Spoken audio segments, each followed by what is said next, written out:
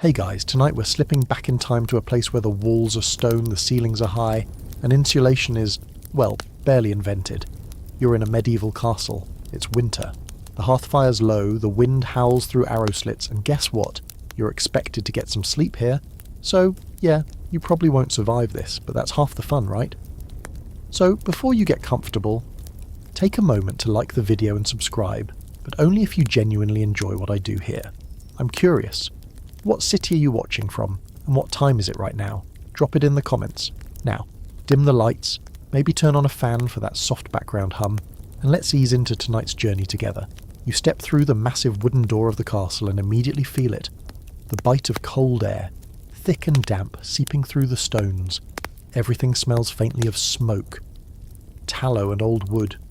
You know those fairy tales where castles are grand and glowing with torchlight? Yeah.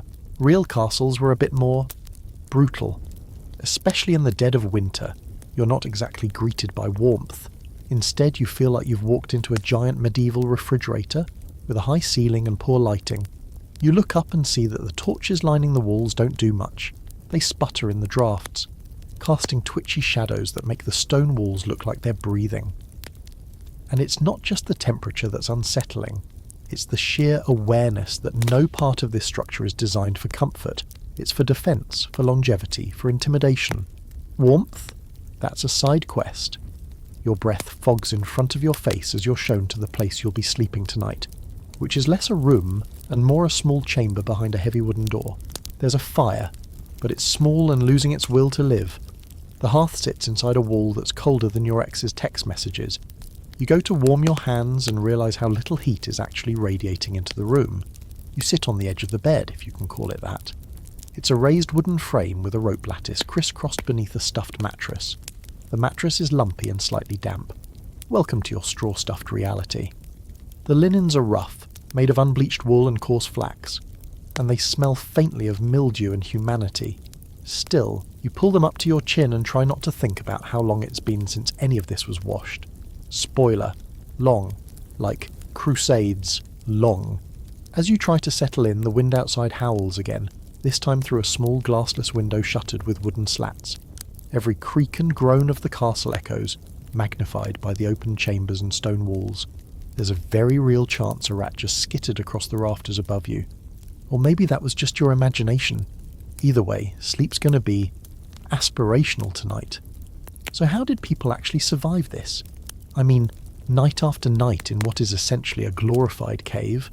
Well, first, you have to understand the medieval mindset. Comfort wasn't the baseline, it was a luxury. Warmth wasn't assumed, it was earned. Most people layered up during the day and just kept everything on at night. Sleep was more of a necessity than an event. You didn't climb into bed with a cup of tea and a podcast queued up. You crashed, fully dressed, under whatever layers you could muster, hoping not to wake up with frostbitten toes. Here's a weird little fact for you. Those massive stone walls that look so impressive from the outside, total heat traps. They absorb the chill during the day and release it at night, so your room actually gets colder the longer you try to sleep in it. Lovely, right? Now, let's talk about the psychological effects of sleeping in cold, damp, barely lit chambers. Scholars still argue about how people coped. Some say the body acclimates over time. Others suggest that medieval people simply had different thresholds for comfort, because they had no choice. And then there's the theory that their segmented sleep patterns, waking for a couple hours in the middle of the night, were a direct result of discomfort. You wake up cold, shift positions, toss on another log, and then go back to bed. Sort of a built-in snooze button. The thing is, most of us are soft. You've probably got a memory foam mattress, double-paned windows, and a thermostat that can be adjusted by voice. Here, none of that.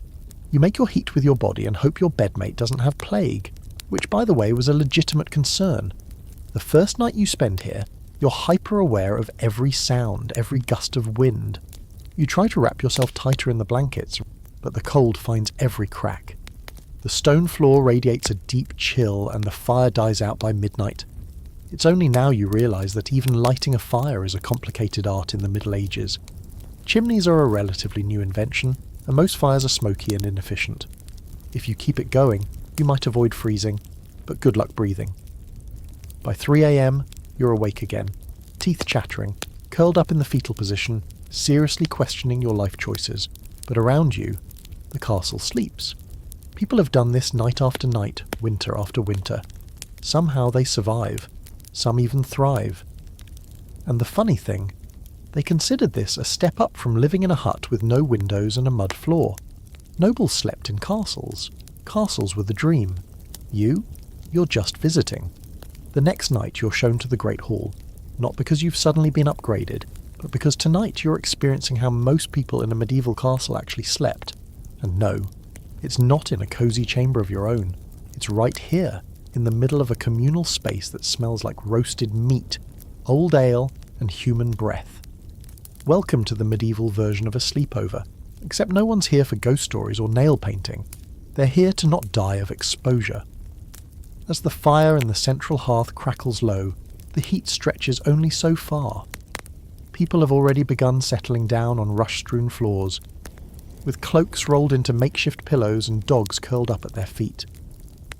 It's one big, uncomfortable pile of humans, all doing their best to catch some sleep before the cold seeps in again. You stake out your spot near the hearth, because proximity is everything here. The further you are from the fire, the more likely you are to wake up with icicles in your nostrils. You lay down on a rough wool blanket and try to make yourself as small as possible. There's a servant snoring not 3 feet from you, and someone else has just loudly broken wind in their sleep. Lovely. But here's the thing. This kind of sleeping arrangement wasn't just for the lower classes. Even in wealthier households, especially in earlier parts of the Middle Ages, privacy was rare. A lord might sleep in the hall surrounded by his men, partially for protection, and partially because it was just warmer that way. All those bodies together meant shared warmth, and shared warmth meant you were slightly less likely to wake up blue-lipped. And yeah, it sounds awful now, like some strange dystopian hostel, but it worked. The idea of a private bedroom didn't really catch on until the later medieval period. Until then, the Great Hall was the place where everything happened. Meals, meetings, music, and at night, sleep. The fire would be banked, the torches extinguished, and everyone would settle in together like one big involuntary family. You try to sleep, but every time someone shifts you jolt awake. A log pops in the hearth, and your brain briefly thinks, attack. The combination of creaking wood, echoing footsteps from some other part of the castle, and the occasional clink of armour hanging on the wall keeps your imagination busy. Add in the sounds of coughing, muttering, and at least one person talking in their sleep, and it's kind of a miracle anyone got any rest at all. You turn over, facing the fire, and start to feel a little warmer. There's something oddly comforting about this scene though. People gathered in community, enduring the cold together, not suffering alone in separate rooms. This wasn't just a necessity, it was a strategy. Body heat is one of the most basic tools for survival, and the medieval world leaned into it hard. And now, a little historical nugget to chew on. In many great halls, floors were covered with rushes. Think dried grasses or straw, sometimes mixed with herbs like lavender or mint. The idea was that these layers absorbed spills and smells, and the herbs helped combat the stench. Did it work? Not really. After a few weeks, the rushes would be infested with fleas, bits of food, and other unspeakables. So when you lie down tonight, maybe try not to think about what's under you. Still, some scholars argue that the Great Hall sleeping arrangement wasn't just for warmth or status. It could be about trust. In a world where enemies lurked and betrayal was a real threat, being surrounded by your own people at night might have felt like the safest place to be. Or maybe it was just too dang cold to argue. A more fringe theory out there? Some historians believe certain noble families used communal sleeping to deliberately keep households close-knit, blurring the lines between servants and masters, lords and retainers. Warmth might have been the excuse, but social control could have been the motive. You wake up before dawn to the sounds of stirring. Someone is poking the fire back to life. The air has that crisp, painful chill that hits your lungs like a punch. Your joints ache, and your shoulder feels like you slept on a bag of rocks, probably because you did. The rushes beneath you have shifted, and your blanket has betrayed you in the night, bunching around your ankles. One of the kitchen staff brings in hot water in a large wooden bucket. People start to shuffle toward it, rubbing their hands, desperate to thaw out their fingers. You do the same, crouching low, steam rising into your face. It helps, but only a little. Someone offers you a hunk of cold bread and a look that says, "You'll get used to it." You nod, pretending that your modern soul isn't silently screaming for coffee and central heating. So, if you're ever time travelling to the 13th century and looking for a place to sleep, don't expect a private suite with heated floors. Expect the Great Hall, a wool blanket, a dog at your feet, and at least 3 strangers breathing suspiciously close to your face. And remember, if the fire goes out, you'll all freeze together. Isn't that kind of poetic? You managed to survive another night, though you can't say you slept so much as you survived horizontally. But tonight, things are going to be a little different. You're led away from the Great Hall, thank the medieval gods, and into a smaller, slightly more private chamber tucked away behind a wooden screen. You're here to try out the bedding, and no, not a mattress as you know it. We're talking about medieval sleep setups, feathers, furs, and an impressive number of filthy, reused layers. The first thing you notice about the room is the smell. It's a pungent combination of wool, tallow candles, and that ever-present background musk of unwashed bodies from the 1300s. You're already used to it, sort of, but it still hits your modern nose like a musty handshake. The floor is wooden this time, an upgrade from the rush-strewn stone, but warped and creaky. Above you, exposed beams support a thatched roof, and you can actually see your breath misting in the dim firelight. Again. You approach the bed and try not to grimace. It looks inviting if you squint and keep your modern knowledge out of it. There's a feather-stuffed mattress atop a rope lattice frame, the rope sagging a bit in the middle like a hammock that's given up. Someone hands you a bed key, a flat wooden tool shaped like a paddle, and tells you to tighten the bed. Yes, that's a real thing. You lean over and start twisting the ropes tighter, cranking the slack out of the structure until it resembles something vaguely firm. You flop onto it for a test. Not bad. If you ignore the smell of ancient feathers and the suspicious crunch near your left hip. Now for the layers. First, there's a wool sheet, then a thicker woolen blanket, then 2 furs, 1 sheep, 1 something unidentifiable but possibly raccoon adjacent. At the foot of the bed, there's another thick roll of fabric stuffed with straw, acting as a bolster. This is medieval layering at its finest. The idea is insulation through mass. The more layers between you and the cold, the better. Of course, none of this is regularly washed. Linens, maybe, but the furs? Not unless someone spilled ale on them, and even then, probably just a quick rinse in the river and back onto the bed. So as you snuggle in under the mountain of fabrics, try to pretend you're not sharing it with a thriving ecosystem of lice, fleas, and mystery crumbs. And here's something you might not expect. People didn't sleep naked back then. Not even close. The idea of stripping down before bed was just not done. You keep your underclothes on, linen shirt, woolen hose, and maybe add a second shirt if you're lucky. In some cases, folks even slept in their outerwear, heavy cloaks doubled as bed covers. Your body heat is all you've got, and you're not wasting it on the cold air between your skin and the sheets. There's a historical fact for you. Feather beds were a sign of wealth, but not uncommon among the moderately well-off by the 14th century. Even some peasants had them, often inherited or self-made with collected feathers. They didn't have IKEA, but they had geese, lots of them, and the downy underfeathers were perfect for stuffing mattresses, bolsters, and even pillows if you were fancy. But here's the fringe detail. In some parts of medieval Europe, people believed that feather beds could be dangerous. Specifically, there were superstitions that evil spirits or illness could become trapped in the mattress, especially if someone died in it. Some households actually burned old beds after a death to avoid whatever haunted vapours might linger. You lie back and suddenly wonder who used this mattress last. It smells complicated. You wrap yourself tightly in the blankets and try not to think about it. The heat does begin to build though. The furs, the feathers, your 3 layers of clothing, they trap everything in, and after a few minutes you're no longer shaking with cold. Your feet, still wearing thick wool socks, start to tingle as the warmth returns.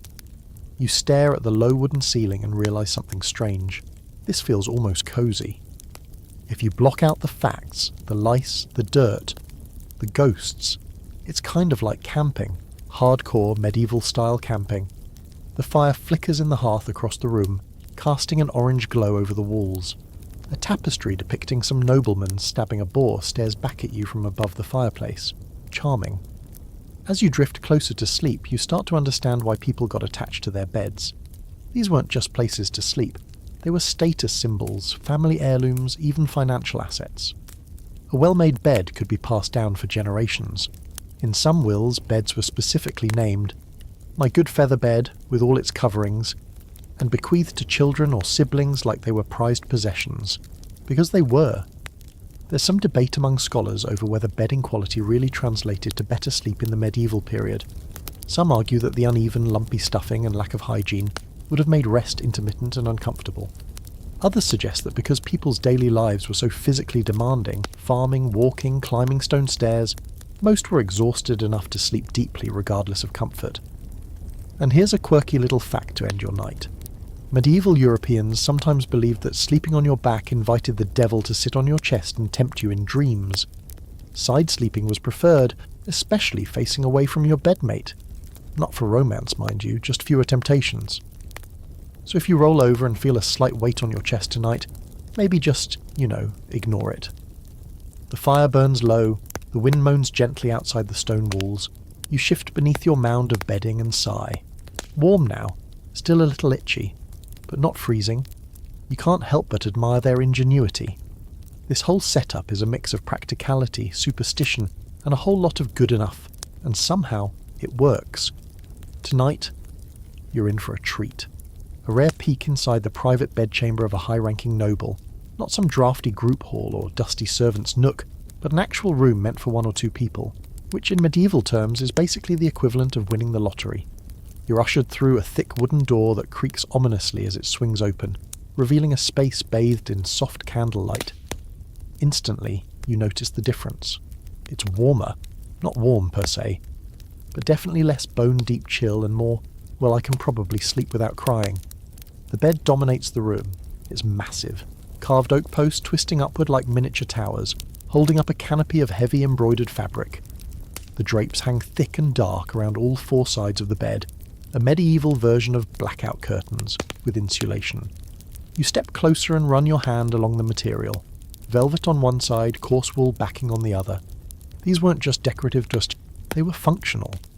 They trapped body heat inside the bed space, turning it into a tiny warm bubble in a very cold world. The floor beneath your feet is covered in layered rugs, thick, woven wool that muffles your steps and keeps the chill of the stone at bay. That alone feels luxurious after the bare floors you've been dealing with. If fire crackles softly in the hearth across the room, the chimney cleverly built into the outer wall, you can still feel a draft near the narrow windows. But the sheer volume of fabric in the room helps. Tapestries cover most of the stone surfaces, depicting biblical scenes, hunting expeditions, and the occasional half-naked saint because medieval people were complicated like that. You move closer to the bed and notice the finer details. The mattress is deep and plush, likely stuffed with feathers, goose down, or even a mix of moss and straw beneath the top layer. There's a headboard carved with intricate scrollwork and family crests. And the pillows, real pillows, are stacked neatly at the head of the bed. You reach out and press one, and it gives just slightly before springing back. A far cry from the lumpy sack of feathers you slept on last night. Next to the bed is a small wooden stand with a basin and pitcher, as well as a candle holder and a heavy iron box with a hinged lid. You crack it open and grin. It's a bed warmer, lined with hot coals. This, you realise, is one of the ways the upper crust cheated death by draught. Before bed, a servant would heat the coals in the fire, place them in the box and run it under the sheets to warm them up before their lord or lady slipped in. You can imagine the hiss and the puff of steam as it hit slightly damp linens. You do your best not to think about what might happen if that thing flipped over in your sleep. Probably not ideal. You slip under the bed covers, several layers of linen, wool and fur, and pull the drapes close behind you. The transformation is instant. The air inside the curtain is noticeably warmer. Your breath no longer hangs in front of your face, and the fire's flicker is now just a soft rhythmic glow beyond the veil of fabric. You hear less of the wind and none of the voices from the hallway. This isn't just warmth, it's privacy, which, in a medieval castle, is practically mythological. Now here's your historical fact of the night. Noble bedrooms weren't just for sleeping. They were often multifunctional spaces where business was conducted, letters were written, and guests might be received. Yes, even while the noble was reclining in bed. Some noblewomen even gave birth publicly in these rooms, surrounded by attendants and family members, because privacy wasn't always the point. Comfort, status, control, those were the priorities. The fringe fact. In some noble houses, beds were so elaborate and expensive they were disassembled and carried along on travels. That's right. Imagine travelling with your own portable bed, complete with tapestries and mattress, because local accommodations just weren't up to snuff. Some beds had engraved headboards so distinct that stolen ones could be identified like a stolen Picasso. You lie there and take it all in, the layers of blankets, the drapes pressing down on all sides, the occasional creak of wooden beams above. This isn't your world, but you're starting to understand how it worked. They didn't have central heating, but they had solutions, clever ones, layered ones, human ones. There's debate among scholars over how often nobles actually got to enjoy these luxuries. Some argue that noblewomen, in particular, were confined to these bedchambers during long winters, surrounded by handmaids, spinning wool, reading prayers, and trying not to freeze. Others suggest that such private rooms were more symbolic, showpieces to impress visiting dignitaries, while actual sleeping happened elsewhere. You pull the furs tighter around you and shift to your side. This is definitely the warmest you've been since you arrived.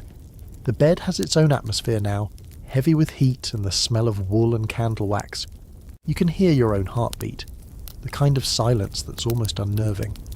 But there's something else too, a feeling of safety. Yes, the world outside is freezing and unpredictable and full of rats, but inside this curtained bed you're wrapped in layers of effort, layers of people trying to make things bearable. This isn't just a bed, it's architecture, it's defence, it's a personal fortress built of fabric, feathers, and a healthy fear of pneumonia. You close your eyes, there's the occasional pop from the fire, the gentle hush of wind against the outer stones, but inside your cocoon you're floating in stillness. The chill doesn't reach you here, not tonight. The next morning, you're reluctant to leave the cocoon of the noble bed. Who wouldn't be? It's the warmest, most insulated place you've experienced since arriving in this gloriously uncomfortable century. But today's mission involves an even closer inspection of that magnificent piece of furniture you just slept in, the medieval four-poster bed. And trust me, this thing is more than just a fancy rectangle with some curtains. It's a technological marvel in a world without thermostats or double glazing. After a quick splash of cold water from a ceramic basin, because showers are centuries away and you're still not ready to commit to the medieval hygiene aesthetic, you circle back to the bed and give it a closer look. The four posts stand like small trees at each corner, thick and ornately carved, rising up to support a wooden canopy known as a tester. Think of it as the bed's roof. This wasn't just for grandeur. That canopy kept out the cold air dropping from high ceilings, shielded your face from drafts, and in some cases even stopped the occasional rodent from falling on you during the night. You know, the usual threats to a peaceful REM cycle. You tug back the thick curtains and notice how they're looped on rings that can be drawn completely shut around the entire bed. Once sealed, it's like being inside your own portable room, dark, warm, and muffled against the castle's nightly sounds. That medieval version of blackout curtains you experienced? It's doing a lot more than you realised. It's not just privacy, it's physics, trapping heat, dimming light, dampening noise. It's medieval luxury engineering. And here's something most people don't realise. These beds weren't even pushed against walls like modern ones. Nope. They often sat centred in the room or away from the coldest surfaces. Why? Airflow. Castle walls were known to weep in the winter, condensation from poor insulation, and the chill of exterior stone. Placing the bed in open space meant fewer mouldy, damp surprises on your pillow. You crouch down and peek underneath the bed frame. The mattress rests on a lattice of ropes crisscrossed and tied taut, hence the phrase, sleep tight. Every few nights, those ropes had to be retightened using a bed key to keep the mattress from sagging. If left alone, the whole thing would start to dip like an old trampoline, and you'd wake up in a feather-stuffed canyon. So yes, sleeping tight was a real practical concern, not just an old-timey phrase your grandma used. Here's your historical fact of the evening. Four-poster beds date back to at least the 14th century, and became more common in wealthier homes during the late Middle Ages. By the 15th century, they were considered not just functional, but deeply symbolic. Owning one signalled wealth, power, and the ability to avoid freezing to death in the middle of January. Some even had family crests carved into the headboards or embroidered onto the curtain fabric. They weren't just beds, they were status monuments you could nap in. But of course, nothing comes without a weird twist. Here's your fringe fact. In some households, the curtains were also used to conceal activities, not just from wandering eyes, but from spirits. Yep. There were genuine beliefs that bed curtains could keep evil spirits or night demons, like the infamous Mara or night hag, from reaching you while you slept. Close the curtains, stay warm, and block out the supernatural. Efficiency. Thy name is bed curtain. You lie back on the mattress and pull the canopy curtains mostly closed again, leaving just a crack for firelight to slip through. The air inside warms quickly, especially with your body wrapped in fur and linen. You can actually hear the difference. Outside the bed, footsteps echo, fires pop, and someone is dragging a log across the stone. Inside. It's a soft hush, broken only by the occasional creak of the ropes beneath you. There's some scholarly debate about just how common these beds were and who really had access to them. Some historians argue that only the very elite had 4 posters with all the trimmings, while others suggest that by the 15th century, many upwardly mobile households had some version of them. The materials varied. Richer folks had oak or walnut, while others used pine or even painted wood with simpler curtains. The basics were the same, but the vibe... Well, your current bed says, "I rule over lands and collect taxes." The peasant version says, "I stole this curtain from a tavern and nailed it to a stick." You reach up and touch the underside of the tester above your head. Some nobles would actually decorate this part of the bed, painting it with stars, saints, or elaborate patterns. It was the last thing you saw before you drifted off, so why not make it beautiful? If you're going to fall asleep to anything, it might as well be a lovingly painted halo of angels instead of exposed beams and spider webs. And yes, there were spiders. Still are. You're sharing this castle with an entire ecosystem. From the flies buzzing around the chamber pot to the mice nesting behind the tapestries. But inside this bed, behind your curtain fortress, you get a temporary escape. It's one of the few places in the castle designed purely for human comfort, and even that's relative. Tonight the fire burns steady, and the room's chill doesn't creep in like it used to. You feel prepared. The heavy canopy overhead, the drapes sealed tight, the wool layers swaddling you like some medieval burrito. For the first time you realise this was the goal. This was the best case scenario. Warmth, privacy, and just enough cushioning to make the aches from your wooden shoes go away for a few blissful hours. As your eyes close, you start to forget the cold stone outside, the draft in the corridor, the smell of unwashed bodies wafting from down the hall. Right now, it's just you, your absurdly thick mattress, and the quiet hum of survival. You're finally mastering the medieval sleep game. Not bad for a modern time traveller. Tonight, you're staying put in the noble bedchamber, but you're not here to admire the fancy carved furniture or test the tension of rope mattresses. Tonight is all about your wardrobe, or more specifically, the fact that you're still wearing it. Because in the medieval world, sleepwear wasn't really a thing. There were no cosy pyjama sets, no drawstring flannel pants, no oversized sweatshirts stolen from your crush. Nope. You went to bed in what you were already wearing, or if you were feeling wild, maybe you stripped down to your underwear. Maybe you glanced down at yourself, a linen shift, woolen hose, and a cloak you haven't taken off in days. You're definitely warmer than you were during that first miserable night on the rush-covered floor, but comfort is still a negotiable concept. The linen shift is scratchy, though it's one of the few things in your medieval wardrobe that gets washed with any regularity, usually in cold water with a bar of lye soap that smells like, well, suffering. The wool, on the other hand, never sees soap unless something truly catastrophic happens. And here's a fact that'll either make you laugh or squirm. Medieval folks didn't have a bedtime routine like we do. There were no toothbrushes, no skincare serums, no clean socks waiting on the end of the bed. Sleep just happened. You finished your day's work, extinguished the fire, and crawled under the covers in whatever you had on.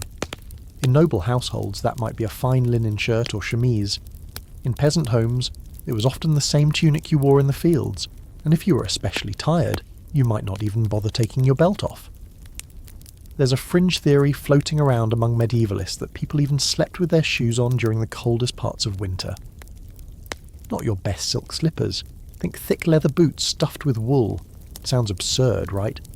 But the alternative was waking up with frozen toes, and medieval people weren't stupid. They weren't obsessed with comfort, but they definitely weren't volunteering for frostbite. Tonight you try lying flat with your cloak wrapped around you like a burrito.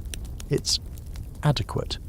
The wool itches against your neck and you keep shifting to get comfortable, but at least it holds the heat.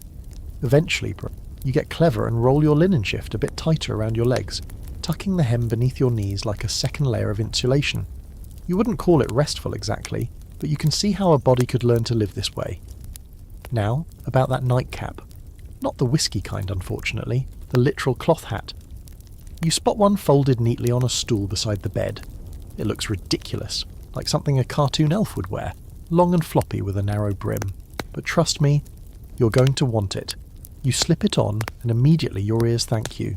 The thing is, we lose a surprising amount of heat through our heads, and in a room with no insulation, that becomes a real problem.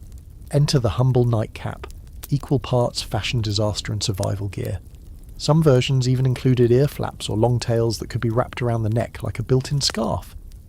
You tug yours down tighter, trying not to look in the small bronze mirror nearby because, honestly, the aesthetic is tragic, but it works. You feel instantly cozier, and for the first time you stop thinking about your nose turning into an icicle.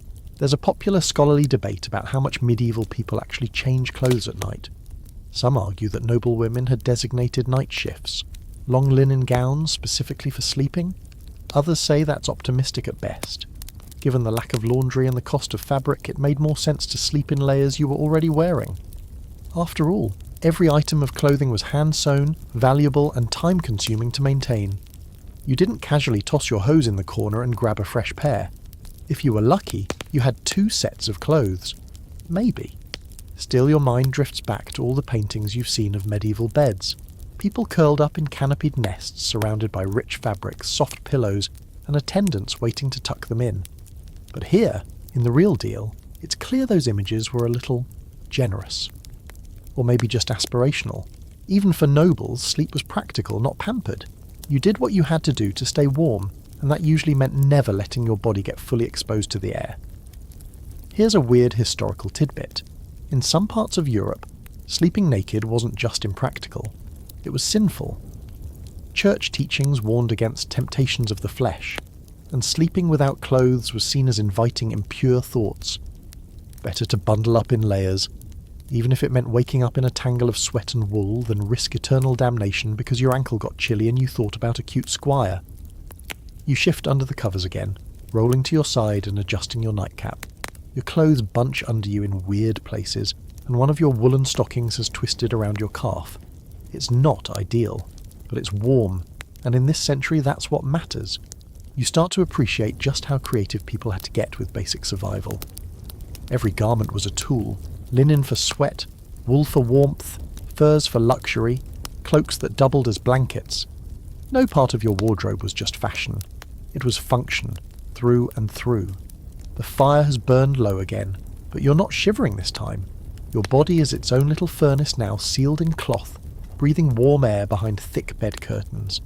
You hear the wind outside, the faint rustle of the tapestry as it flutters slightly on the wall. Someone walks by your chamber door, their footsteps muffled by rugs. Then silence. You close your eyes, the wool scratching your neck slightly, your nose poking out into the cold air. You can already feel that familiar ache creeping into your hip from the lumpy mattress. But at this point, you don't care. Your limbs are heavy, your face is warm, your ridiculous nightcap is doing its job, and honestly, you might actually be able to sleep in this century after all. Tonight, you've been demoted, gently but unmistakably. No more noble bedchamber, no velvet drapes, no fancy feather mattress lovingly warmed by a servant wielding a coal pan. Tonight, you're going down the winding spiral stairs, down past the main hall, down into the servants' quarters, which is less a quarters and more a stone cellar with ideas above its station. It's cold, damp and low-ceilinged, with wooden support beams that groan like a grumpy old man every time you so much as breathe near them. This is where the people who actually kept the castle running spent their nights. Cooks, maids, pages, stable hands. They weren't exactly getting turned-down service and a mint on the pillow. They were grateful to have a straw-filled pallet to collapse onto after 16 hours of grinding labour. You duck under a hanging row of drying laundry.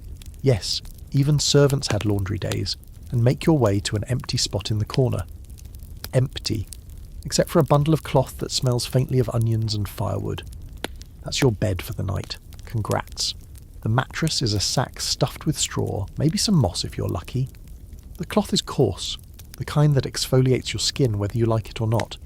You settle in and realise quickly that the key to warmth down here isn't layers of fancy bedding, it's proximity. As in, sleeping close to other bodies. Really close. A young stable boy flops down a few feet from you. He gives you a polite nod and immediately pulls a ragged wool blanket over his head. On your other side, an older woman, probably the cook's assistant, mutters something under her breath and curls up with her knees to her chest, using her apron as a makeshift cover. A dog climbs onto the foot of your pallet uninvited and proceeds to make itself right at home. You think about protesting, but the truth is that dog is warm, and probably cleaner than the straw beneath you. Here's a basic historical fact. Sleeping communally wasn't just normal in the Middle Ages, it was practical. Body heat was the most reliable source of warmth, especially for those without fireplaces or thick stone walls. A peasant family might all sleep in one bed, crammed in with their children, grandparents, and occasionally a goat. Servants in castles had slightly more space, but the logic remained. If you're cold, find a warm body and scoot closer. And if you're wondering whether this led to awkwardness, the answer is, of course it did. But norms were different. Privacy was rare, especially for the lower classes. People were used to sharing space, hearing others snore, mutter, cry out in dreams. The concept of a bedroom as a private, sacred space, that's a modern invention. Back here, beds are for sleep and survival, nothing more poetic than that. Now here's your quirky little fringe fact. In some medieval communities, it was considered lucky to sleep in a room where a newborn had recently rested. Why? Because babies were thought to be closer to the divine, and their recent presence supposedly left a lingering warmth, both physical and spiritual. So if you were particularly desperate or superstitious, you might swap sleeping spots with a cradle if the opportunity arose. Tonight, though, you're stuck with your scratchy straw and communal dog. As the night wears on, the temperature drops even further. The stone walls start to feel wet to the touch, and the single torch still burning in the corridor outside does absolutely nothing to help. Your breath puffs in front of your face in soft clouds, and you tighten your cloak around your shoulders. Across the room, someone coughs, and another voice groans in their sleep. It's not exactly peaceful, but it's a rhythm. The castle breathes its own version of sleep down here. You roll over and feel the crunch of straw beneath you. It shifts and pokes at awkward angles, like sleeping on a pile of crumpled potato chips. The dog shifts too, pressing against your calves. You're officially not alone, but in the best possible way. There's a strange comfort in it, this shared hardship, this quiet companionship of people who are too exhausted to care how close you are or what you smell like. Some scholars argue that this kind of sleeping arrangement helped build social bonds. Living and sleeping together created a constant awareness of one another, your habits, your moods, your health. It was hard to keep secrets. You knew who cried themselves to sleep, who ground their teeth, who whispered prayers in the dark. The medieval household, especially among servants, was as emotionally intertwined as it was physically close. Others suggest the opposite, that sleep was one of the few times people could disengage from the grueling social hierarchy. In the dark, beneath the same itchy wool, everyone was equally cold, equally tired, equally human. Whether that's comforting or not, you're not sure. But as the dog snores softly into your feet, and someone nearby mumbles a dream in a language you don't know, you do feel oddly safe. You close your eyes, the straw rustles as you shift your weight, and a few pieces sneak their way into your shirt collar. You'll be itchy for days, you'll smell like livestock, you'll probably end up with a rash, but you're warm, in a weird, inefficient way, not alone, not freezing, just one more body in the pile trying to sleep through the Middle Ages, and really, that's all anyone down here is doing. Not thriving, not relaxing, just surviving the night, together. You wake with straw in your mouth, a sore hip, and the very specific knowledge that someone, possibly the dog, possibly the stable boy, has stolen your blanket during the night. There's a vague, low-level ache in your spine and a puff of cold air that nips your nose the second you sit up. The servants' quarters are already stirring. Someone's stirring a pot of something thin and greyish over a fire that smells more like smoke than food. But you're not staying here tonight. You're moving up again, literally and metaphorically. Tonight you're sleeping in a chamber with tapestries. Real ones. Thick, dusty, magnificent, and entirely too heavy to be decorative. They line the stone walls like medieval wallpaper, covering nearly every inch of vertical space, and as soon as you step inside you understand why. The air here is not warm, let's not go that far, but definitely less biting than the rooms you've been shivering in. You reach out and press your hand to one of the walls, then to the tapestry over it. Stone. Freezing. Tapestry. Only kind of freezing. Progress. The chamber is modest but clearly reserved for someone important. Maybe a steward, a chaplain, or a lesser noble. The bed is narrow with no canopy this time, but the linens are well folded, and the fire in the hearth is active, crackling with small determined flames. But it's the walls that make the difference. The tapestry nearest the bed shows a hunting scene. Men on horseback with absurdly long lances chasing a wild boar through a forest that looks more like a tangled garden maze. Another one near the door depicts a scene from the Bible. Possibly Daniel in the lion's den, or someone yelling at goats. Medieval art is nothing if not interpretive. Here's your historical fact.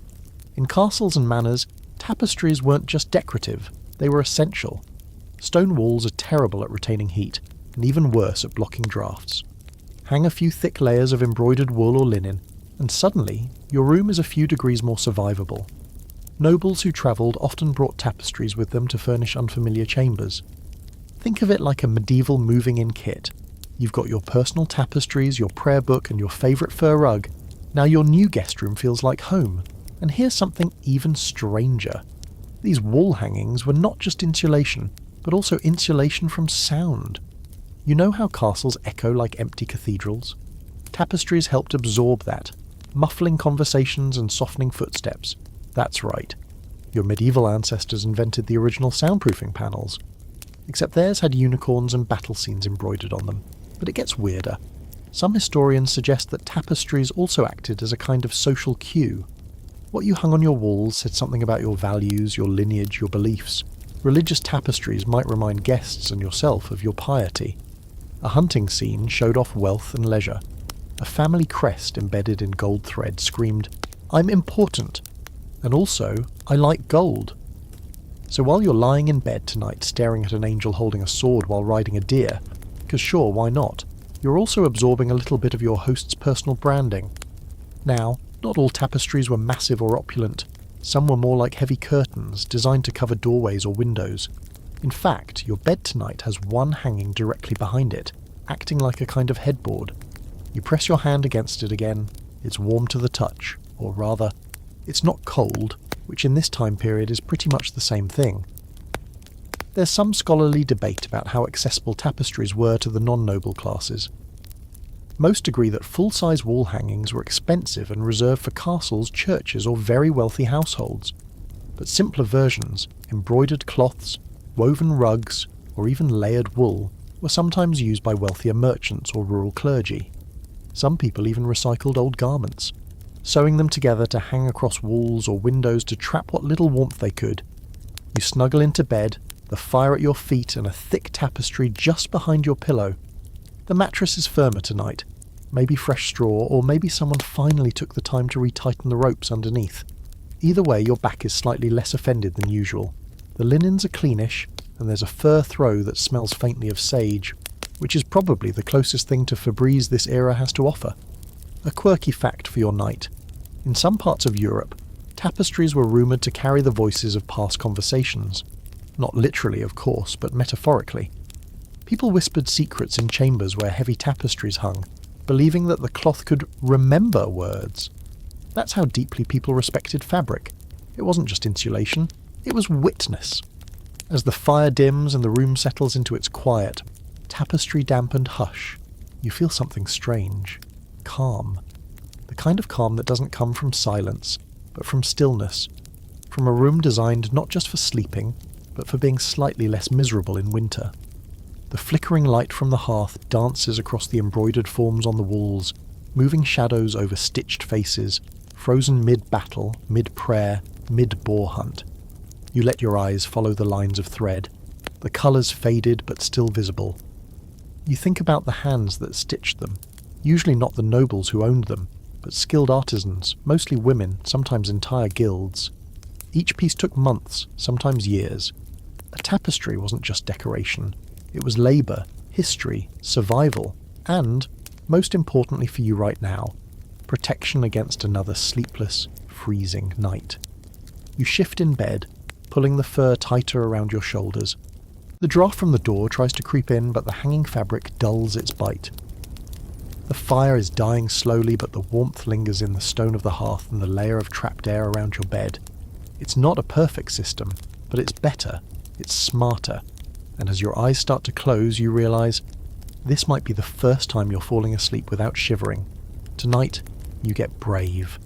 You've had your fill of four-poster beds and tapestry-insulated chambers, and you're ready to try the most obvious, yet most problematic medieval heating solution: fire.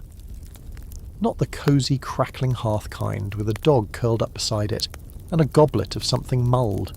No, you're going full medieval realist. An open fire lit in the corner of a room with almost no ventilation.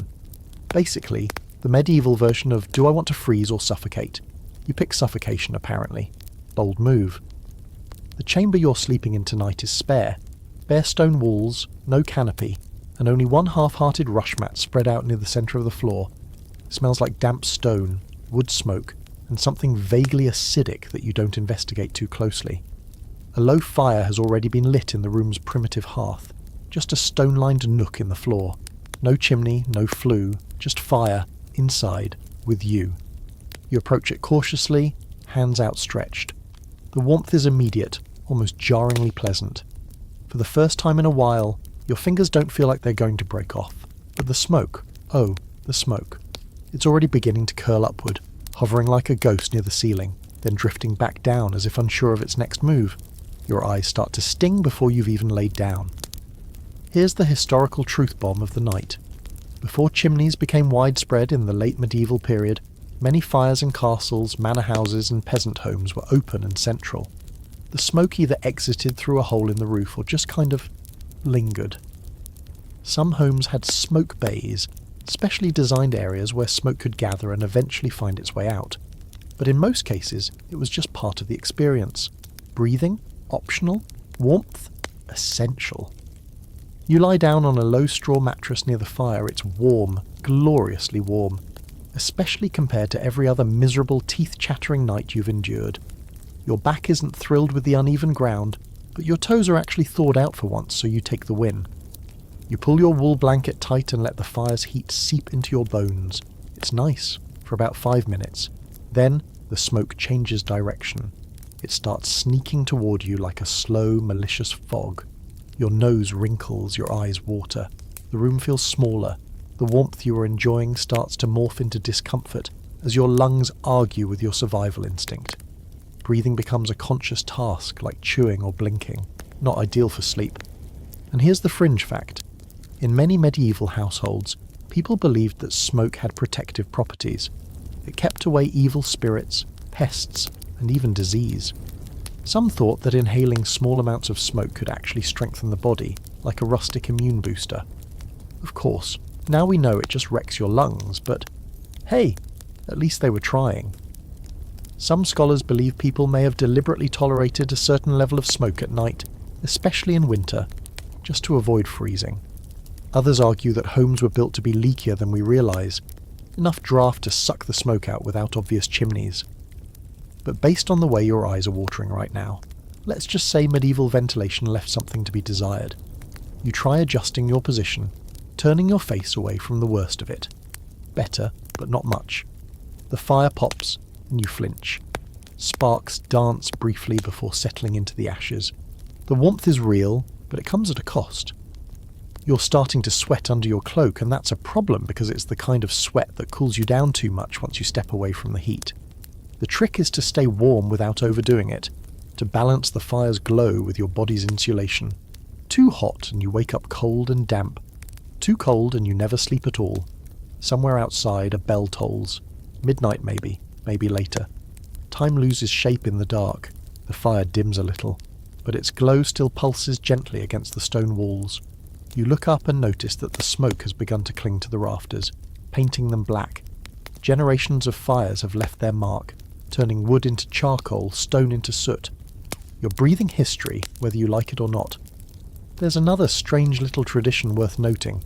In some households, people placed herbs or aromatic woods on the fire at night, not just to mask the smoke, but for symbolic protection. Juniper, sage, even dried rosemary, all burned with intention. Some believed the smoke from these herbs could carry prayers upward or purify the air. Tonight's fire has no such herbs, just damp wood and regret. You roll over, burying your face in the crook of your arm to block the smoke. Your eyes sting, your throat feels like sandpaper, but you're not cold. That has to count for something. And now, as your body begins to settle, lulled by the warmth and muted crackling, you actually feel drowsy. The fire's rhythm becomes a kind of lullaby, if you ignore the part where it's slowly turning your lungs into medieval brisket. You can see why people tolerated this. Warmth is addictive. After nights of freezing, aching and huddling under furs, the fire feels like salvation. A smoky, borderline toxic salvation. But still, better the devil you can breathe around than the one that turns your toes black. You drift off eventually, coughing once then twice, but your body relaxes. The straw pokes, the smoke stings, but the warmth wraps around you like a protective spell. You're not in comfort exactly, you're in compromise, and here in the Middle Ages that's close enough. You survive the fire room, barely. Your lungs feel like you've smoked a pack of chimney bricks, your eyes are still a little pink, and your cloak smells like medieval barbecue. But you weren't cold. You might have coughed yourself into unconsciousness, but you slept, and that's more than you can say for some of your nights here. Tonight, though, you're getting to try something smarter, safer, and weirdly modern sounding. It's the medieval equivalent of a heated mattress pad, except it involves no electricity, lots of heavy lifting, and red-hot rocks. That's right, you're sleeping with hot stones. You're led to a modest chamber tucked near the castle's kitchen. An intentional placement, because the proximity to warmth is key. The air smells of roasted onions and firewood, which honestly is a step up from the usual wet dog meets damp socks scent you've grown accustomed to. A maid sets down a thick linen bundle on the bed, then disappears. Inside it are bricks, rectangular chunks of clay or stone wrapped in cloth and still warm from the hearth. They radiate heat like miniature suns, and for the first time you feel excitement. Yes, excitement. Over warm rocks. That's where you are now. Here's the basic idea. You heat flat stones or bricks in a fire, usually in the hearth or the coals of a kitchen oven, then wrap them in cloth to prevent burns and place them under your sheets before bed. The result? A toasty sleeping surface that lasts just long enough to lull you into sleep before your body heat takes over. It's simple, effective, and, miraculously, doesn't involve slowly asphyxiating yourself. The maid returns with a metal object that looks vaguely like a frying pan with a lid. She calls it a bed warmer and places a few coals inside, then slides it back and forth under the sheets, heating the linens directly. You watch the steam rise from the damp fabric as she works. It's hypnotic. You start to understand why nobles considered this kind of prep part of their bedtime ritual. The maid, unfazed, moves with practiced rhythm and zero interest in your oar. This is just another Tuesday for her. For you, it's the medieval Ritz. Here's your historical fact. The use of hot stones or coals to warm beds dates back centuries, and became especially common during the colder months of what historians now call the Little Ice Age, roughly from the 14th to the 19th century. Castles, especially those in northern Europe, could become absolutely brutal in winter. Fireplaces weren't always practical in every room, so hot stones were a portable, personal solution. Now for the fringe detail, some people believe these warm stones could also draw out illness. There are records of people placing hot bricks not just in beds, but against sore stomachs or aching joints, like medieval heating pads. Others feared that hot coals could invite evil spirits if left unattended, or worse, explode from hidden moisture inside the brick. You decide not to think too hard about that last part. The maid finishes her sweep and disappears with the coal pan, leaving you alone with your stone-warmed mattress and a sense of profound, almost spiritual anticipation. You slide under the covers and instantly feel it. The warmth, deep and steady, like lying in the sun after a cold swim. It seeps into your muscles, banishes the ache in your lower back, and makes you sigh with real, actual relief. Not the kind where you're just not freezing. The kind where you might fall asleep smiling. Your feet press against the cloth-wrapped bricks. They're not scalding, but they're definitely toasty. You shift a little to better line up your spine with one, and the sensation is so blissful you momentarily forget you're lying on the straw and surrounded by stone walls that whisper about drafty death. For now you're warm, perfectly warm, and you didn't have to share a blanket with livestock or cough your way into sleep. There's an ongoing academic debate about how widespread this practice was. Some historians argue that only wealthier households had the time, tools, and servants to make bed warming a regular routine. Others suggest that hot bricks were common among working-class families with access to a hearth, especially in colder regions. Either way, the concept is simple enough that variations of it existed across cultures, from heated stones in Japanese futons to clay pots filled with embers in rural Italian cottages. Cold is a universal enemy. Warm rocks are the universal answer. You pull your blanket tighter, sinking further into the warmth. The bed curtains tonight are simple. Just a heavy wool drape on the window and a thinner cloth strung around the frame of your sleeping space. But they help. The warmth builds. You feel like you're in a cocoon, not just of fabric, but of clever medieval engineering. Some people believe comfort is a modern invention, but you're starting to see it differently. Comfort in the Middle Ages just looked different. It was heavier, scratchier, smokier, and involved more manual labour, but it was real. They figured things out, they had to, because winter didn't care about your rank or your prayers, or whether your furs matched your shoes. If you didn't prepare, you froze. You close your eyes, your body begins to slacken, muscles loosening one by one. Your feet are warm, your core is toasty, and your nose, well, your nose is still kind of cold, but nothing's perfect. You'll take 90% comfort and call it a win. The fire in the kitchen below is still burning. You can hear the faint clang of iron and the distant murmur of someone preparing tomorrow's breakfast. Somewhere down the corridor, a guard sneezes, but none of it touches you here, in your tiny heated corner of this stone fortress. You think, briefly, of how many winters people survived this way. Quiet nights, warm bricks, scratchy blankets, and the steady hiss of steam rising from damp linen. Not fancy, not luxurious, but effective. And tonight, as you drift off with a warm rock at your feet and a grateful heart in your chest, it feels like the most human thing in the world. Tonight, you're not just getting into bed, you're stepping into one. Literally. The moment you slide between the woolen sheets, you pull a thick curtain closed around the mattress, sealing yourself inside a box of warmth and darkness. This is the medieval curtained bed in all its glory. And suddenly, you're not in a cold castle chamber anymore. You're in a womb of woven fabric, protected from drafts, snooping servants, flickering candlelight, and, most importantly, the kind of bone-deep cold that sneaks in like guilt. The moment the curtain closes, the air changes. It's still, heavy, almost humid from your own breath. Your ears adjust first. Outside, you can hear muffled sounds, the pop of a hearth fire, footsteps on the stone floor, the soft clink of metal as someone arranges armour nearby. But inside the bed, silence. Blessed. Wool-draped silence. The bed itself is massive, larger than any modern queen-sized mattress. It's built from thick oak, its legs carved like twisted vines, or perhaps a family crest if your host has a flair for branding. The mattress is stuffed with feathers this time, probably goose, and it breathes better than the straw and hay combination from earlier nights. It sighs under your weight, compressing just enough to cradle your frame without threatening to swallow you whole. You roll to your side and press your hand against the curtain. It's thick, 2 layers at least. Wool on the outside, linen or damask on the inside. There's even a little leather strap to tie it shut. This isn't decoration. This is medieval survival tech. These curtains create a microclimate, a climate where you, wrapped in 2 tunics and a linen shirt, can sleep without your breath freezing into icicles. Here's your historical fact of the night. Curtained beds became popular in the late medieval period not just for warmth, but for privacy. In noble households, even private bedchambers weren't truly private. Servants came and went, children might sleep on the floor, a physician could be summoned at any hour. The curtained bed became your final line of defence. Pull the drapes, and you created a personal world. Whether you were trying to sleep, cry, plot, or just escape for a moment, this was your sanctum. Of course, there's always a strange side note, and here's tonight's. Some people believed curtained beds trapped illness.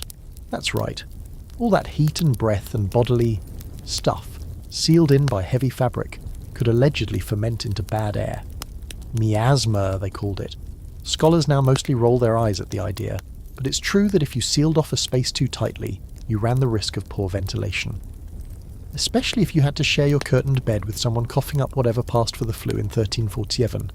Speaking of sharing, curtained beds were often communal. Married couples, obviously, but sometimes travelling nobles bunked together to conserve heat. Sometimes even a servant would be invited or ordered to climb in, not for pleasure, but for warmth. You can almost imagine it.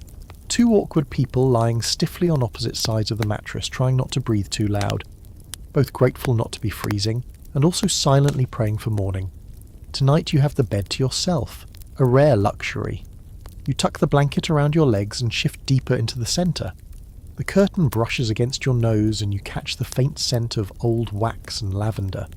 It's not fresh, it's been reused for decades probably, but it's oddly soothing, like the lingering warmth of someone who's already fallen asleep and left the bed warmed up just for you.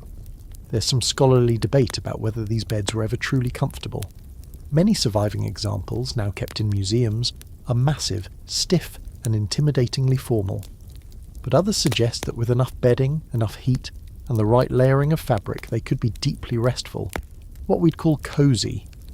It's hard to say for sure, since most people who wrote about them were either praising the extravagance or complaining about their back pain. You shift onto your back and let the warmth build. The feather mattress, the wool blankets, your 3 layers of clothing, and the sealed curtain all work together like a conspiracy of comfort. No wind, no cold spots. Just you, your thoughts, and the flickering firelight outside trying and failing to creep in. This moment, right now, is something that medieval people craved. They worked long, brutal days. They lived with the constant risk of war, famine, and illness. They were surrounded by noise and chaos and the pressure of a world that could crush you for being born on the wrong plot of land. But this, bedtime, under the curtain, was yours. A daily ritual of restoration. Your best chance at peace. You run your fingers along the embroidered edge of the curtain. It's simple, just a looped design, maybe a family pattern or a symbol of protection. Some believed that stitching certain patterns into bed curtains could ward off bad dreams. You can't decide if that's superstition or genius. Either way, tonight you'll take your chances. Eventually your eyes begin to close. The air inside the curtain is warmer now, your body heat has done its job, your breath no longer fogs, your muscles, unused to softness, begin to release their tension. You feel the heaviness of sleep creeping in from the edges like a tide, a slow, wool-wrapped tide. And here's the best part. You don't hear the rats, you don't hear the wind. You don't even hear the creaking wood or the whimper of a servant's nightmare. You're in your own world now. You've pulled the curtain closed against the dark, and for the first time in days, maybe weeks, you feel something dangerously close to comfort. You shift once more, sighing as your head sinks into a slightly lumpy pillow. Outside the curtain, the medieval world continues. Loud, cold, unpredictable. But in here, it's just you. Warm, still, hidden. A tiny miracle stitched together with cloth, feathers, and a deep human need for shelter in the night. By now you've probably accepted that medieval sleep wasn't about comfort so much as strategic layering, teamwork, and dumb luck. But tonight, you're adding one final piece to your period-correct bedtime outfit. A piece that looks hilariously out of place, but turns out to be as practical as it gets. It's your nightcap. And not the fun kind. No ale, no whiskey, no cheers, my lord moment. This is a literal hat for sleeping. And while it may look like something a cartoon gnome would wear while making cookies in a tree, it's about to become your new best friend. Let's take a moment and appreciate what you're dealing with. You're sleeping in a cold stone castle, where the inside temperature isn't much different from the outside. Sometimes colder, in fact, thanks to damp stones sucking the warmth right out of your bones. You've got your woolen hose, your linen shirt, your scratchy cloak, and your many-layered bedding fortress. But no matter what you do, your head is always exposed, your ears ache, your scalp gets cold, and by morning, you've got that ice-numb feeling that makes it hurt just to blink. Enter the medieval nightcap. It's simple, really. Usually made from linen, wool, or a blend of the two, it's designed to hug your head, cover your ears, and sometimes even tie under your chin like a bonnet. There are no pom-poms, no novelty reindeer patterns. Just straightforward, body heat trapping genius. You pull yours on, and immediately you feel the difference. Your ears stop hurting, your forehead relaxes, and you realise why every illustrated monk, old man and sickly noble in every medieval manuscript seems to be wearing one, even in bed. Here's your historical fact of the night. Nightcaps were standard issue for men and women in colder regions of medieval Europe. For women, it was often just a continuation of the head coverings they wore during the day. For men, it could be as simple as a snug woolen coif, or as elaborate as a quilted padded cap that looked more like battle gear than sleepwear. They weren't just for cold nights either. Some people wore lighter versions year-round to keep hair clean and discourage lice. Charming, right? You lie back against your not-quite-a-pillow and pull the cap snug over your ears. Your breath puffs gently into the darkness. It's quiet tonight. The wind isn't as fierce, and the fire in your chamber burns low but steady. The bed curtains are pulled closed again, and between the layers of cloth, the hot stone tucked near your feet, and your brand new bedtime hat, you feel, well, not warm exactly, but evenly not cold, and that's enough. Now, the fringe fact. In certain regions, particularly in northern France and the Low Countries, there were rumours that not wearing a nightcap could give you nightmares. That's right. Bareheaded sleeping was considered not just foolish, but spiritually risky. The belief was that uncovered heads allowed bad vapours, or even demons to enter through the scalp. Apparently, even evil spirits hate wool. Who knew? You roll onto your side and feel the soft pressure of the cap against your cheek. It's comforting in the way that only deeply practical things can be. You realise, after a while, that it also muffles sound just a bit, like a very low-tech noise-cancelling headset. The creak of the rafters seems more distant. The random nighttime sounds of castle life, snoring, doors scraping, someone moving through the hallway with a candle, fade into the background. There's a debate among historians about how much people truly valued warmth versus how much they simply tolerated cold. Some argue that medieval people were just tougher, that they built up a tolerance we can't imagine today. Others point out the extreme lengths they went to: layered beds, bed curtains, nightcaps, fur linings, heated stones, to create warmth wherever they could. You're firmly in the second camp. Anyone who sews a fitted sleeping hat out of scratchy wool is not playing the I'm used to it game. They're cold, they're desperate, and they're doing their best. Tonight, your nightcap joins the long, slightly ridiculous list of things that shouldn't make you feel better, but somehow do. You start to wonder about the other people sleeping in this castle. The lord and lady in their towering featherbed, the cook passed out on a pile of straw behind the kitchen hearth, the servants curled on pallets with dogs at their feet. How many of them are wearing hats? How many heads are tucked under wool and linen tonight, dreaming of spring? You start to drift. The heat from the stone at your feet has cooled, but the warmth it brought lingers. Your layers are settled, your position just uncomfortable enough to remind you that yes, you're still in the past, but it's bearable. And the cap, it does something else too. It holds you in place, keeps you centred, like a gentle, itchy hand on your head saying, "You'll be fine, sleep." Your thoughts drift. You imagine a medieval tailor stitching one of these caps by candlelight, muttering about thread counts and head sizes. You picture a child tugging one down too far and walking into a beam. You see an elderly monk falling asleep at his desk, parchment still in hand, cap slipping sideways over one eye.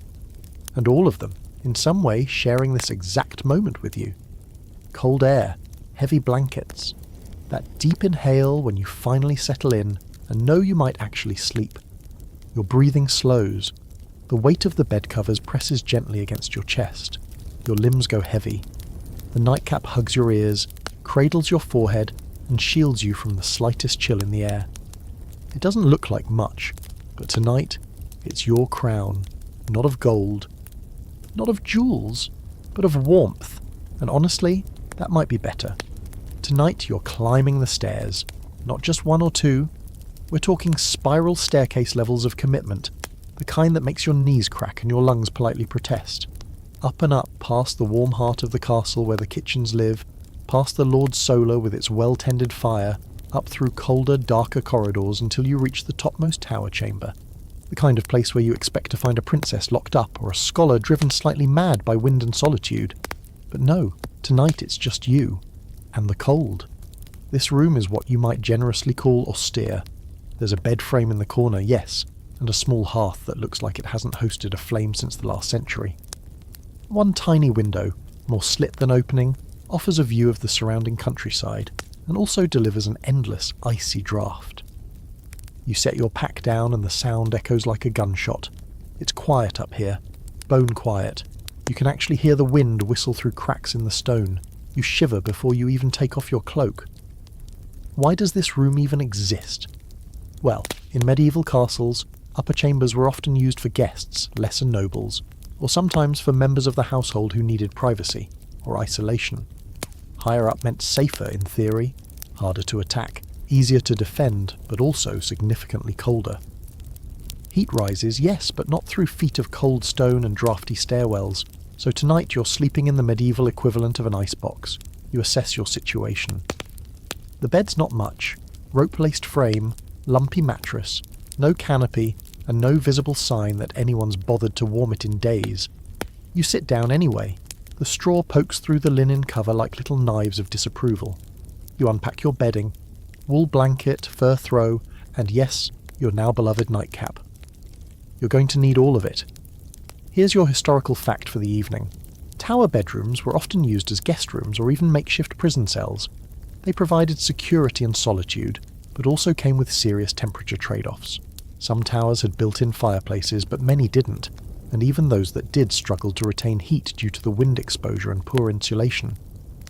Rooms like this were for short stays, or for people who had no choice. You huddle near the fireplace anyway, placing a few pathetic sticks inside and striking a flint in hope more than expectation.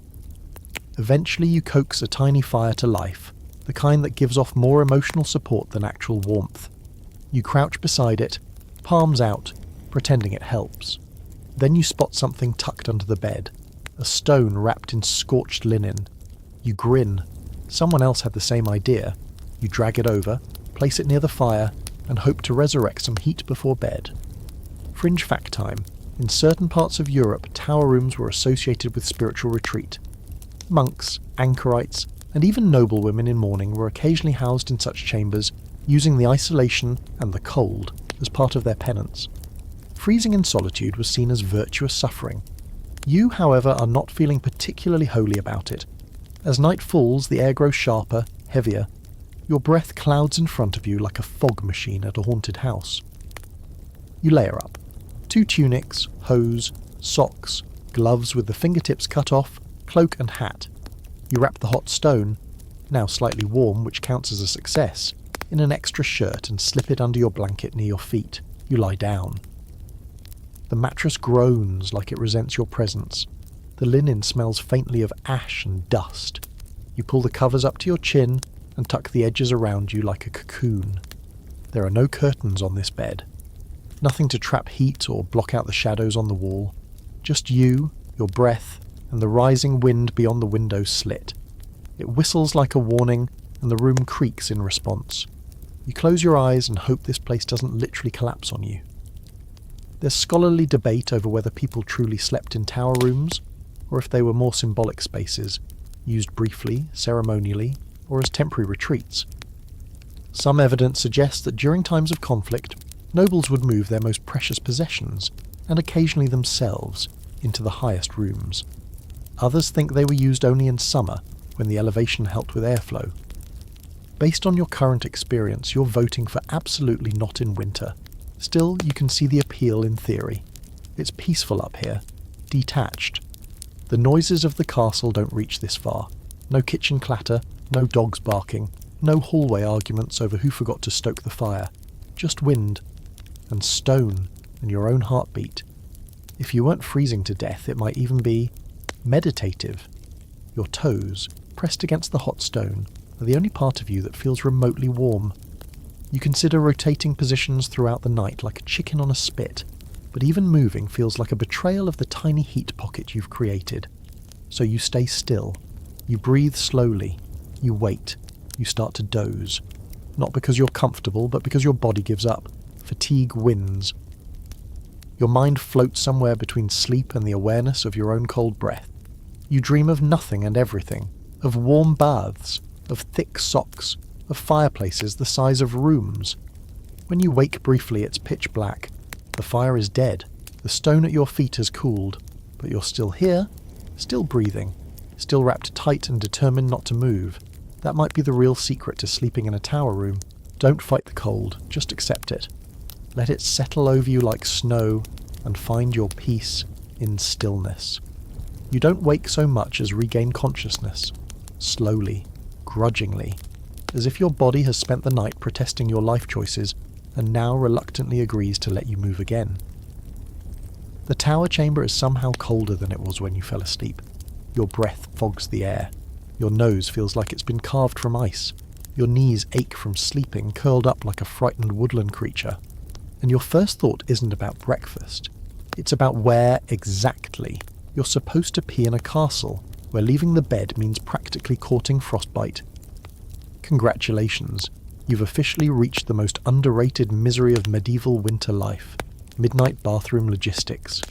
You sit up slowly, the covers sliding off your shoulders like a betrayal. The stone floor glares at you from beneath the bed.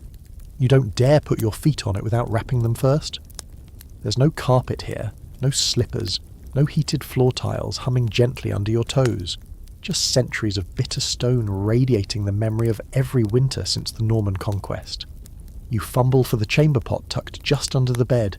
It's ceramic, wide-mouthed, and uncomfortably intimate. This humble pot is a medieval necessity, a loyal, if gross, companion. Castles weren't designed with indoor plumbing in mind, and the idea of walking across a dark, icy corridor or down a spiral staircase just to relieve yourself was not only inconvenient, it was dangerous. One wrong step and you'd be tumbling down into the courtyard like a particularly embarrassed sack of turnips. Here's your historical fact of the night.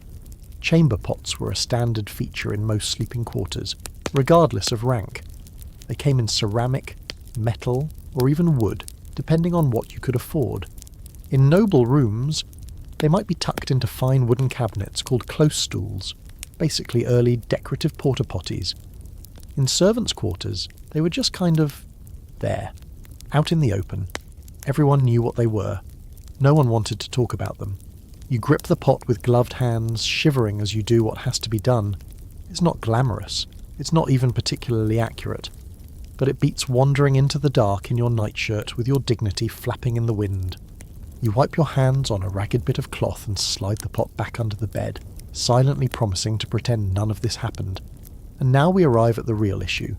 What to do with it after? Because you can't just leave it there. Not for long. In some castles, especially larger ones, there were designated privy chambers, stone recesses that opened out over moats or cesspits. You could pour your chamber pot into one of these and pray to all the saints that no one was walking below at the time. In other places, you'd hand it off to a servant. But guess what? If you are the servant, you're walking it outside yourself. Fringe fact. Some medieval chamber pots had personal touches, engraved initials, heraldic symbols, even little painted messages on the inside just in case your humiliation wasn't complete enough. There are records of pots with phrases like, "Remember me," or "This too shall pass," glazed onto their interiors. Humour, a lifeline through the frost. You make your way cautiously across the freezing floor toward the nearest arrow slit, the closest thing this tower has to a window. It's too narrow to do anything useful, but it lets in a sliver of light and a lot of wind. You glance out. Snow has begun to fall. The sky's grey, the courtyard below almost empty, and the thought of tromping all the way to the garderobe, the castle's primitive toilet room, is laughable at best. You're not going anywhere. There's some academic debate about how often chamber pots were cleaned and emptied, and by whom. Servants clearly did the bulk of the dirty work, but in smaller households everyone pitched in. Hygiene standards were different, but not non-existent. People understood the importance of disposing of waste, if only because it started to smell immediately. Castles were drafty, sure, but they still trapped odours in the wrong circumstances. So yes, things were washed. Not frequently, not perfectly, but enough to survive. You return to your bed with great ceremony, tucking your legs under the blanket like a hostage negotiating terms. The hot stone from earlier is now just a cool weight. You don't care. You're done moving. You're not touching the floor again until daylight. You pull the covers up, adjust your nightcap, and resume your position like a medieval corpse awaiting resurrection. It's at this moment that you appreciate just how much of medieval life revolved around effort. Everything was work. Warming the bed, lighting the fire, preparing a meal, going to the bathroom. It was all exhausting all the time. You couldn't afford to be lazy, not because of moral virtue, but because laziness might get you killed, or frostbitten, or, worst of all, cold and damp. Still, despite the midnight indignities, you start to drift off again. There's a strange calm in knowing there are no expectations of you tonight. You've done what needed to be done. You've survived another castle evening without tripping over your own cloak in the dark or accidentally pouring a chamber pot out the wrong window. You hear the wind again, tugging at the narrow window slit like it wants to come in and complain about the living conditions. The walls groan, the mattress creaks under your weight, and your body begins to relax once more. You pull your cap down over your ears. The pot waits silently under your bed, like a disgraced roommate. But for now, you don't think about it. You think about warmth, about stillness, and about how, even in a castle built for battle, survival often came down to something as simple and absurd as not freezing your butt off while peeing at 2 a.m. By now, you've learned that sleeping in a medieval castle is less about rest and more about surviving until morning in one piece, and with most of your toes. But tonight, things are shifting a little. Not warmer, necessarily, and definitely not more comfortable, but stranger. Quieter. You're still in that stone fortress, still wrapped in wool and linen, still battling drafts like they're personal enemies, but now it's the sounds, the textures, and the weird feeling of night that's taking over. You're not just lying in a cold bed, you're being swallowed by the medieval dark. The fire has burned out. It didn't go with a dramatic puff of smoke, just a slow surrender, a dying glow buried under ash. You can't see much anymore, even with your eyes adjusted. The last candle sputters in the corner, its flame fighting the draughts like a stubborn drunk refusing to leave the tavern. You watch it flicker once, twice, then it's gone. You're left in near-total darkness, and suddenly your ears are working overtime. It starts with creaking wood. The ceiling beams above you stretch and groan like something ancient is pacing back and forth in the rafters. It's just the cold, of course, or so you tell yourself.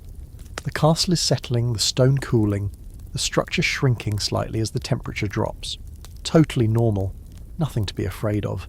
Just the entire building making sounds like it's alive, and mildly annoyed with your presence. Then come the crickets. Yes, crickets. In a castle. Not what you were expecting, but they're here. Somewhere in the floor rushes or hidden behind the hearth. A soft, rhythmic chirping that almost sounds mechanical. It blends with the occasional rustle of straw and fabric as the castle's sleepers shift in their beds. It's oddly soothing, in that I'm not completely alone kind of way. Until something much less soothing comes next. Footsteps. Faint ones. Somewhere in the hallway beyond your door. Not urgent, not hurried, just slow, deliberate, and definitely human. You hold your breath, every hair on your arm standing straight up. Could be a guard, could be another servant heading to the kitchen for embers or water. Could also be, well, let's just say castles have reputations, and you're very aware you're sleeping in one with a few too many centuries of history and a few too few lights. Here's your historical fact. Nighttime in medieval castles wasn't just physically dark, it was spiritually loaded. People believed the hours between midnight and dawn were when spirits walked, when dreams carried messages, when the veil between the living and the dead was thinner than usual. Night wasn't just night, it was a time of mystery, superstition, and vulnerability. Which feels about right when you're lying in a dark, echoing room trying not to breathe too loudly in case a ghost gets curious. You pull the covers up to your chin and try to ground yourself in the reality of the moment. It's cold, your feet are freezing, your cloak is bunched under your shoulder, your nose is numb. These are real things. You're alive. You're in a bed. That scraping sound from the wall is probably just a mouse, a very energetic, possibly armor-wearing mouse. Then come the smells. With the fire out and no new smoke to mask the world, everything else floats in. the scent of damp stone, old wool, wood smoke clinging to fabric. But also something a little sour, a little earthy. Someone in a nearby chamber is sick and their night has not been kind. Somewhere else a chamber pot needs attention. You try not to imagine which one.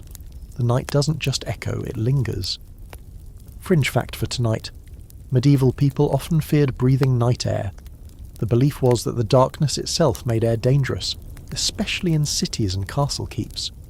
They thought that in the absence of sunlight, the air became heavy with illness and bad humours. It's one reason why so many slept with bed curtains closed tight and herbs tied to the rafters. Lavender, sage, and rosemary weren't just for smell. They were defence mechanisms, olfactory armour. You breathe shallowly and try not to focus on the background stink of unwashed humanity. Instead, you listen. The footsteps are gone. The crickets continue. Somewhere below, a dog barks once, then falls silent. The wind picks up through the arrow slits, blowing over the opening with a low, almost musical moan. If you hadn't lived through the rest of this week, you might call it beautiful. Right now, it's just creepy. But eventually, even in all this weirdness, your body starts to relax. That's the surprising part. You've heard enough sounds now that your brain decides most of them are familiar, harmless. The wood creaks like it did last night. The wind moans like it always does. Even the ghost footsteps seem to have lost interest in you. You shift under your blanket and close your eyes. The darkness isn't frightening now. It's a shield. No obligations, no movement, no expectations. Just quiet. You start to feel a rhythm, your breath, the creaks, the crickets. A medieval lullaby of sorts. Deep under the castle, the kitchen fire might still be glowing, and the guards may be rotating watch. But here, in your little pocket of stone and wool and silence, time seems to stop. Scholars debate how much medieval people feared the night versus how much they simply adapted to it. Some say the fear of spirits and night demons was deeply ingrained and shaped entire evening routines. Others argue that most people were too exhausted to worry about what might be floating around in the dark. Either way, the night was a different world, one with its own rules. You drift off, finally, surrounded by smells, creaks, and the faintest sound of wind over stone. The castle holds its breath. You do the same, and against all odds, sleep finds you. Tonight, something strange happens. You wake up in the middle of the night, eyes open, mind alert but not panicked, not cold, just awake. It's dark still and deeply quiet, except for the occasional sigh of wind or the shuffle of something small in the rushes. The fire's long gone out, your body is wrapped in warmth, and your limbs are comfortably heavy. But you're not tired anymore, you're just awake. And oddly, that seems normal. Like this is exactly what your body was supposed to do. Welcome to one of the most overlooked truths of medieval life: segmented sleep. Or as some historians call it, first sleep and second sleep. You've just completed your first shift, and now, in the early hours before dawn, you're entering the liminal space between sleeps. A time for reflection, prayer, conversation, even a snack if you're lucky. Night, it turns out, wasn't always meant to be one long block of unconsciousness. You sit up slowly, your blanket falling around your waist in a cosy heap. The room is cloaked in soft shadow, but your eyes have adjusted to the low light. You can make out the outlines of the bed frame, the small wooden table in the corner, the slight glint of metal where your chamber pot rests, still unemptied, you monster. The air is cold on your skin, but not unbearable. You wrap your cloak around your shoulders and settle back, not quite ready to sleep again, but not uncomfortable either. Here's your historical fact. Segmented sleep was normal for much of human history, especially before artificial lighting became a thing. People would sleep for 4 or 5 hours, wake for an hour or two, then go back to sleep until dawn. This wasn't insomnia, it was just how sleep worked in a world where darkness lasted 12 to 14 hours and there wasn't much else to do. In this in-between time, this midnight interlude, people might pray, meditate, tend the fire, or even visit neighbours. Yes, visit. Imagine someone knocking on your door at 2 a.m. just to chat about livestock. In some households, couples used this time for intimacy. In others, it was a solitary ritual of silence. Monks used it for matins, the night prayers, their days structured entirely around the rhythm of light and dark. You're getting a taste of that rhythm now. You look out the small slit of a window across the room. The sky beyond is ink black, pin-pricked with stars. No city glow, no hum of streetlights. Just the long, untouched dark stretching endlessly above the countryside. It's both comforting and eerie. The kind of dark that makes you feel very small and very aware that you're sharing space with hundreds of years of silence. You rub your eyes and sit cross-legged beneath the covers. This moment, strange as it is, feels deeply yours. No one is calling for you. No chores, no footsteps. Just you and the hush of a castle sleeping. You imagine the other chambers, some still snoring, others maybe just like you, awake, quiet, thinking. Fringe fact. There's evidence that some people use this time to write. Monks, certainly. But also literate nobles and clergy who found that inspiration struck during the midnight pause. A few medieval manuscripts even contain marginal notes like, written during my second waking, or composed between sleeps. Not a bad time for poetry, honestly. You stretch your legs and wiggle your toes beneath the blanket. The hot stone from earlier has cooled entirely, now just a heavy lump. But you've stored up enough heat for it not to matter. You pick up your hooded cloak and wrap it around your shoulders, adding a bit more insulation against the slow creep of chill returning to the room. There's scholarly debate about why segmented sleep disappeared. Some blame the rise of artificial lighting, candles, then oil lamps, then gas and electric lights, that stretch the day and compress the night. Others think it's a cultural shift. As time became money and productivity became a virtue, we reshaped sleep into a more efficient 8-hour block. But for centuries, this gap in the middle of the night was just part of the rhythm of life. It wasn't broken sleep, it was just different. You lean back against the wall and listen. Somewhere in the distance, a bell tolls once, maybe a monastic call to matins, or maybe just the hour striking from a forgotten chapel tower. It's impossible to say, but the sound rolls through the stillness like a stone dropped into water. Gentle, but deep. And then, silence again. You find yourself breathing slower, not from tiredness, but from calm. No screens, no deadlines, just time. Time to sit, to be awake without demand. There's something luxurious about it in the strangest way, like your body has remembered something your modern mind forgot. You lie back down eventually, not because you're trying to force sleep, but because you can. Your body, now still and rested, begins to soften. The covers settle over your chest. Your nightcap slides down a little over your eyes. You pull it back just slightly and smile to yourself in the dark. This pause between sleeps, isn't a flaw in the system. It is the system. You close your eyes. The second sleep comes slowly, like the tide returning. No urgency, no pressure. Just the old rhythm, the one people followed for generations. You're not out of place here, not tonight. You're part of it. And as you slip back into sleep, the castle holds you again. Not tightly, but steadily, like a structure that understands how nights are meant to unfold. Not in one long, exhausted blackout, but in waves, in intervals, in human-sized fragments of rest. Your second sleep ends not with sunlight, but with bells, low, deliberate, echoing through the thick stone walls like thunder in molasses. You stir, confused at first, before remembering you're not just in a castle, you're in a monastery, or at least a monastic guest chamber, and it's still dark enough that the moon is doing most of the lighting. The bells toll again, each strike pulling you further from your warm cocoon and into a very particular kind of medieval reality, one where waking at 3 a.m. for prayer is not strange. It's expected. You sit up, rubbing your eyes with gloved hands. The air is colder than it was an hour ago, if that's even possible. Your breath fogs in front of your face like a ghost fleeing your mouth.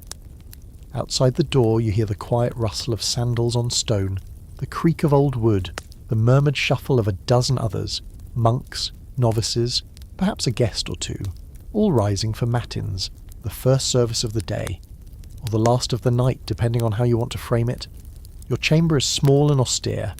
One straw-stuffed mattress on a wooden platform, one narrow window, one rough wool blanket, and a crucifix on the wall that seems to watch you with silent judgment. There's a tiny clay oil lamp burning low on the windowsill, giving off more smoke than light. and you pull your cloak tight around your shoulders before daring to move. Here's your historical fact. Monastic schedules in the medieval period were rigid, relentless, and completely structured around the divine office, 8 prayer services spaced out across every 24-hour cycle. Matins, which often began in the pitch-black hours after midnight, was the longest and most intense. Monks would rise from their hard beds, often without speaking, and file into the cold stone chapel to chant psalms in Latin for hours. This wasn't a one-off spiritual boot camp, it was every single night, for life. You shuffle toward the chapel with the others, feet sliding over ancient flagstones that have been worn down by centuries of similar footsteps. No one talks, they don't need to. This rhythm has been etched into their bones, and even as a visitor, you're swept up in it. The hallway is dim, lit by wall-mounted oil lamps and the occasional sputtering candle. The air smells of wax, incense, damp stone, and something indefinably old. Like time itself is rotting gently in the walls. You enter the chapel, and it's exactly as you imagined. Tall, echoing, hauntingly beautiful in its simplicity. Rows of wooden stalls line the walls, polished smooth by generations of monks sitting, standing, kneeling and repeating. The only light comes from a central candle, and the silhouettes of robed figures move with the grace of ritual. You find a spot at the back, not sure what's expected of you, but knowing enough to stay quiet. The chanting begins slowly, single voices layered one over another, like threads weaving a fabric of sound. Latin, steady, solemn. The cadence rises and falls in a rhythm that feels older than the language itself. It's not beautiful in a performance sense, but in a way that makes you feel like you've stepped outside of time, and maybe, just a little, outside of your body.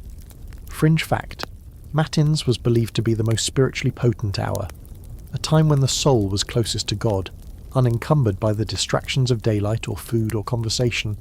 Some mystics even claim to have visions during these early hours, caught between the dream world and waking life, which honestly checks out.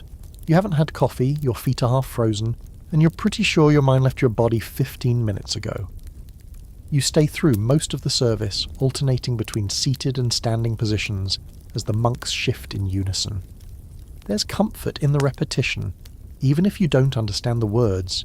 You start to notice the way the sound fills the space, not with volume, but with presence. The chants don't just echo, they settle. Into the wood, into the stone, into you. Eventually the service winds down. A few monks remain in silent prayer while others file out to begin their day. Yes, begin. It's barely 5 a.m, and already the community is in motion. Some head to the kitchen, others to the scriptorium, the gardens, or the animal pens. Their lives are built around labour and devotion, each hour accounted for, each action a form of worship. You return to your chamber in a haze of incense and sleep deprivation, unsure whether to crawl back into bed or stay up and pretend you're now a functioning adult. Your feet are numb, your shoulders ache from the cold, and yet there's something deeply grounding about the experience. You weren't warm, you weren't comfortable, but you were part of something. A system, a rhythm, a night that had purpose. There's scholarly discussion about whether the extreme discipline of monastic sleep was sustainable, or even healthy. Some argue that monks shortened their lives with this constant interruption of rest. Others point to the consistency, the meditative benefits, the way spiritual practice might have offset physical exhaustion. The truth probably lies somewhere in between, equal parts holiness and hypothermia. You crawl back under the wool blanket, still wearing every layer you brought. The straw mattress is lumpy, the pillow is hard, and the air has turned from cold to glacial, but your body is strangely willing. You've passed through something. Endured the long stretch of night in a place that breathes silence and prayer, and now your eyes begin to close, not from fatigue alone, but from surrender, to the cold, to the quiet, to the rhythm of a life that doesn't bend for comfort, but finds meaning in discipline. The castle, or monastery rather, remains still. Outside, the first hint of dawn is a pale smudge behind the hills. Inside, you drift into what might be a third sleep, if such a thing exists. And maybe here, it does. You're awake again, this time not by bells or cold, but by a loud snort, followed by a shuffle, then the unmistakable grunt of an animal stretching its legs. somewhere very, very close. You blink, sit up, and yes, there it is. A pig. In your room. Well, not your room exactly. Tonight, you're experiencing what many medieval folks, especially peasants, knew as their regular nighttime reality. Sleeping with animals. Not metaphorically, not romantically, literally. It's hard to pinpoint exactly when this happened. One moment, you're drifting off in what felt like a relatively peaceful little cottage chamber. Small, smoky, but private enough. And the next, you're being serenaded by a barnyard medley at an extremely disrespectful hour. There's a goat chewing cud near the hearth. Chickens are roosting in the rafters. You're pretty sure there's a cat pressed against your leg, or possibly a small child, but at this point it's too dark and too warm to investigate. At first the chaos seems intolerable. You pull your wool blanket tighter, nose wrinkling at the smell, a thick bouquet of hay, manure, and something damp you hope is just a spilled bucket of water. But then, something unexpected happens. You start to warm up, like really warm up, the kind of warmth that comes from a cluster of living, breathing bodies packed together in a small space. The goat shifts closer, the pig sighs in its sleep. You, the 21st century human, are now the middle spoon in an interspecies cuddle pile. And surprisingly, it works. Here's your historical fact. In the medieval period, it was common, especially among peasants and lower-income households, for animals and humans to share sleeping quarters. Not because of sentimentality or attachment, but because animals generated heat. Chickens, pigs, goats, and even cows could significantly raise the ambient temperature of a room just by existing. In harsh winters with no central heating and leaky thatch roofs, they were four-legged radiators. People weren't particularly bothered by it either. These weren't pets, not in the modern sense. They were valuable resources, sources of milk, meat, labour, and yes, warmth. Bringing them inside for the night was practical. You needed your animals alive. You needed you alive. The solution? Sleep together. That's the medieval way. You lie there, slightly disgusted and slightly amused, while the goat next to you lets out a quiet sneeze. You wipe your face, thankful it wasn't directed your way, and listen to the night soundtrack, hooves clopping softly on wooden planks, feathers ruffling, the occasional sleepy cluck or oink. It's not peaceful, but it's oddly reassuring. There's life here. Warm, breathing, snorting life. Fringe fact. In some cultures, particularly in Scandinavia and the British Isles, there were even superstitions that sleeping near animals brought good fortune or spiritual protection. Cats were thought to ward off evil spirits. Dogs could alert you to danger. Pigs were, well, pigs. But they were warm and that counted for something. You glance at the hearth. A few embers remain from the fire, casting a dull red glow. The goat seems to be drawn to it, inching closer with every snore. You worry briefly about what happens if it gets too close, but then again, this is clearly not the goat's first night indoors. It probably knows its limits better than you do. There's a small child curled up near the door, wrapped in a fur blanket that's more hair than textile. His breath is steady. His bare feet poke out, dangerously close to the cold air sneaking in under the door. You nudge the extra corner of your cloak toward him and shift closer to the pig, who doesn't even flinch. You're now officially part of the ecosystem. Now, scholars still debate whether this kind of arrangement was truly common across all of Europe, or more typical in colder regions or among the poorest families. But archaeological evidence, plus a healthy dose of written complaint from visitors who weren't used to it, suggests that co-sleeping with livestock was far from rare. It wasn't ideal, but it wasn't shameful either. It was life. You find yourself dozing again, lulled not by silence, but by the soft ambient rhythm of sleep shared between species. You've been alone in towers, surrounded by stone, sealed in with curtains. But this chaotic warmth, is oddly more comforting. It's like being wrapped in a living blanket that shifts and breathes around you. You imagine the families who did this every night. The grandmother in the corner, the parents, the children, the animals all bundled together in one smoky room, layered in wool and love and necessity. They didn't sleep apart because they couldn't afford to, but also maybe because they didn't need to. Maybe warmth was just another kind of closeness, a different kind of kinship. The goat lets out one long, groaning bleat in its sleep, and you chuckle under your breath. You're not getting uninterrupted rest tonight. Not unless someone invents a soundproof barn. But you are surviving, and in this century, in this season, that's the real goal. You roll to your side, adjusting your limbs around the pig, who's now snoring, and close your eyes. The rushes under your blanket crinkle softly. The scent is still earthy and not great, but your nose is getting used to it. You'll probably smell like hay and goat sweat tomorrow, but right now you're warm, you're fed, you're not alone. And in a castle, or a cottage, that's more than enough. Tonight the wind is different, sharper, meaner. It slices through the castle's cracks and crevices like a knife, howling down chimneys, rattling shutters, and flinging sleet against the walls like handfuls of pebbles. You're starting to realise this isn't just a chilly evening in the 1300s, this is something else. Something worse. This is the Little Ice Age, and you're feeling it settle in like an unwanted roommate. You've been relocated again, this time to a guest room on the second floor, what would have once been considered a good spot, away from the stables and damp lower chambers, yet not so high up that you freeze like meat in a forgotten cellar. But even here, the cold has teeth. You sit near the hearth, watching the flames flicker like they're fighting for their lives. They don't reach far. Your hands warm, but your back stays cold. It's like standing in front of a bonfire while someone throws snowballs at your neck. The walls seem to be weeping tonight. Literal droplets gather on the stone, the moisture from the warm room meeting the icy bite of the wind beyond. You run your finger along the wall and it comes away wet. You stare at the droplet like it's a clue to some ancient mystery, but the only real answer is, winter's getting worse, much worse. Here's your historical fact.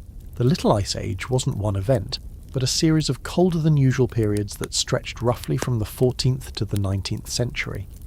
In Europe, winters became longer, harsher, and far more unpredictable. Rivers like the Thames froze solid, crops failed, famines became more frequent. Castles that had been survivable in earlier centuries became death traps if not properly maintained, or occupied by the very rich. The average temperature dropped by just a couple degrees, but that was enough to throw everything off balance. Growing seasons shortened, food became scarce, heating methods had to evolve, or more often be improvised. And you? You're improvising right now, wrapping a sheepskin tighter around your shoulders while trying to convince your toes they still belong to you. You lie in bed, if you can call this pile of scratchy linen and barely warm furs a bed, and huddle with everything you've got. You've dragged the fire-warmed stones under the covers again, but tonight they're losing the battle fast. You're not even sure if it's possible to sleep with your jaw clenched this tightly. Every time you start to relax, another gust of wind slaps against the shutters like a drunk trying to pick a fight. Fringe fact, during the coldest years of the Little Ice Age, people got inventive. They layered not just clothing, but air. Mattress stacking became a thing. Feather bed on top of straw mattress on top of animal hide. Bed curtains were doubled up. People wore gloves and hats to sleep. Some even added fur-lined sleeping sacks, like very early, extremely luxurious sleeping bags. And in poorer households, sleep meant huddling together with family, neighbours, even strangers, whoever you could get into the bed. Warmth wasn't private, it was a group project. You peek out from under your blanket and eye the fireplace. The fire's dying again. You debate whether to get up and poke it or let it die and accept your fate. Ultimately, you choose comfort over effort, because the thought of leaving your sheepskin sanctuary is a threat to your personal safety. There's scholarly debate about just how widespread the impact of the Little Ice Age really was. Some argue it's overstated, that the effects were regional and not as dramatic as popular history suggests. Others insist the data proves a major climatic shift that affected agriculture, migration, architecture, even mental health. Based on your current first-hand experience of trying to fall asleep while your breath freezes mid-air, you're inclined to side with Team Yikes it was cold. You shift your legs, trying to find a spot in the bed that doesn't feel like frozen cabbage. No luck. The linen sheets are stiff from the damp, and the straw mattress below feels like it was stuffed with reeds and regret. You curl tighter, pulling your knees to your chest, hoping to conserve heat in the smallest possible shape. You're basically a human croissant now, a cold, itchy croissant. A draft sneaks through a crack in the shutter, and suddenly it's not just your nose that's cold, it's your soul. You mutter a very unholy curse and yank the blanket higher. Somewhere downstairs you hear the groan of the wood, maybe a beam shifting, maybe the castle protesting the same weather you are. It's hard to tell whether the structure is creaking or just complaining, and yet, even as your body shivers, you notice something strange, how the castle sounds different during this kind of cold. The silence is sharper, the wind has a personality now, vicious, sarcastic, relentless. Every draft becomes a character in this miserable play, each gust a line of dialogue you didn't ask for.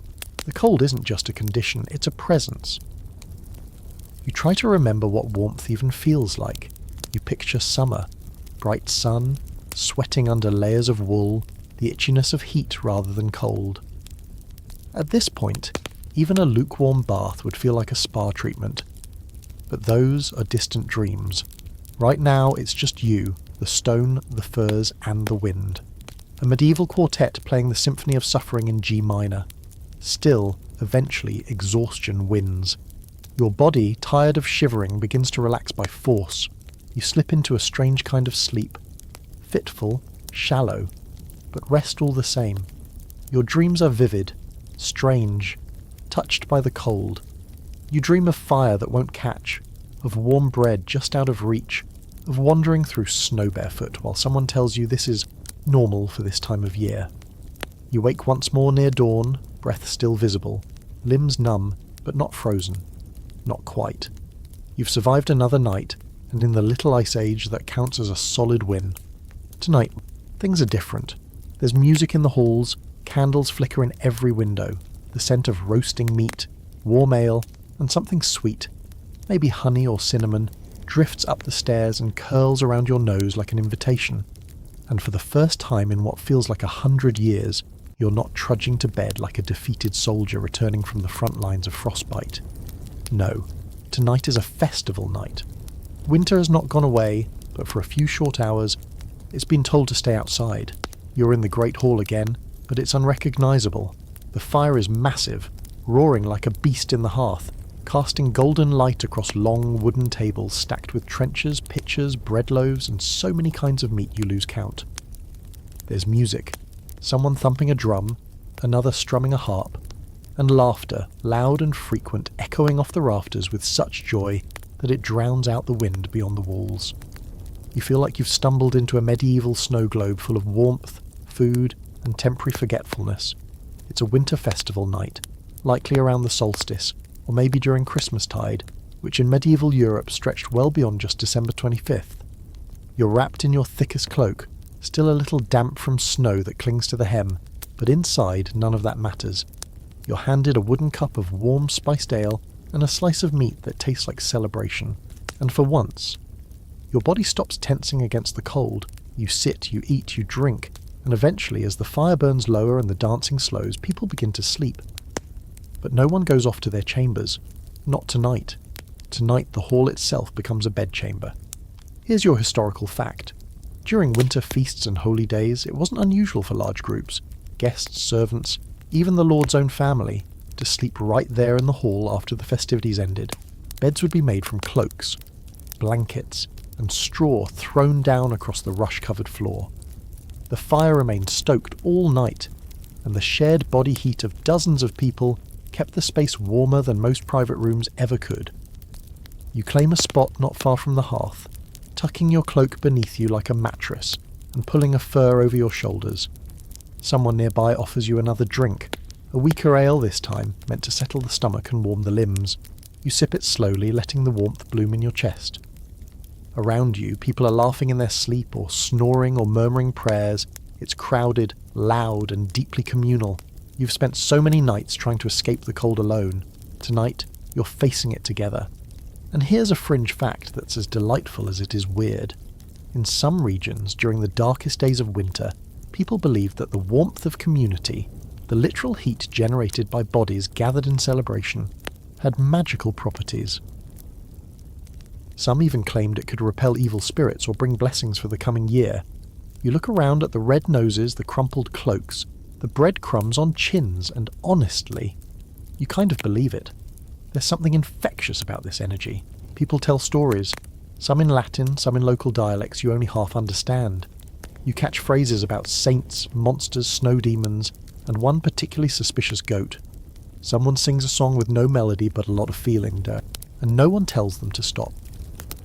Another guest quietly braids rushes into little patterns, setting them by the fire as if they might protect the sleepers from frost or worse. You lie back and stare at the high, smoke-darkened beams above. The air is thick with heat, laughter, sweat and smoke. It clings to your skin, your clothes, your lungs. But it's not unpleasant. It's human. For once, you don't smell like damp stone and cold desperation. You smell like roasted meat and pine branches dragged in from the forest. A dog curls up at your side, whether invited or not, and you gladly let it. Scholars talk a lot about medieval festivals, how they were structured around the agricultural calendar, how they served to reinforce social hierarchy, how they offered brief reprieve from the relentless grind of survival. But they rarely talk about how important warmth was during these nights. Not just physical warmth, but emotional, psychological. When the days were short, the ground frozen, and death always a little too close, nights like these reminded people what they were living for. The fire pops again, sending up a brief cascade of sparks. You turn onto your side, your face warm, your back cold, but overall content. Around you, the hall is beginning to quiet. People shift in their nests of blankets. A few snores rise above the murmurs. The musicians have put down their instruments. Even the ale is finally running low. And now, sleep begins to settle. Not because you're exhausted, though you are, but because you're safe. You're held in warmth, in noise, in togetherness. There's a kind of dream you have only in moments like this. Not the anxious kind, not the confusing kind, but the dream that comes when you fall asleep full, warm, and surrounded by people who are just as tired, just as full, just as warm as you are. You're not drifting off alone in a freezing stone box tonight. You're part of a living tapestry of breath, laughter, and layered cloaks. You're not surviving winter, you're dancing through it, even if only for one night. As your eyes close, the last thing you feel is the gentle shift of the dog at your feet, curling tighter. Someone nearby coughs, then sighs.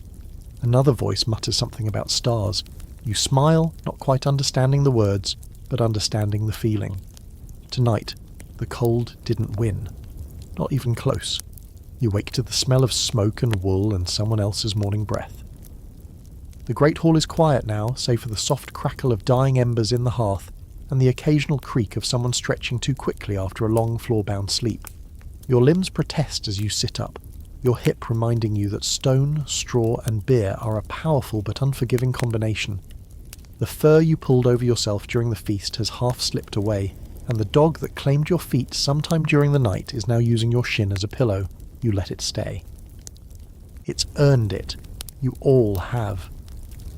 As you look around, you spot cloaks tossed over benches, a pile of now empty trenchers in the corner, and a line of sleeping forms curled like commas across the rush-covered floor.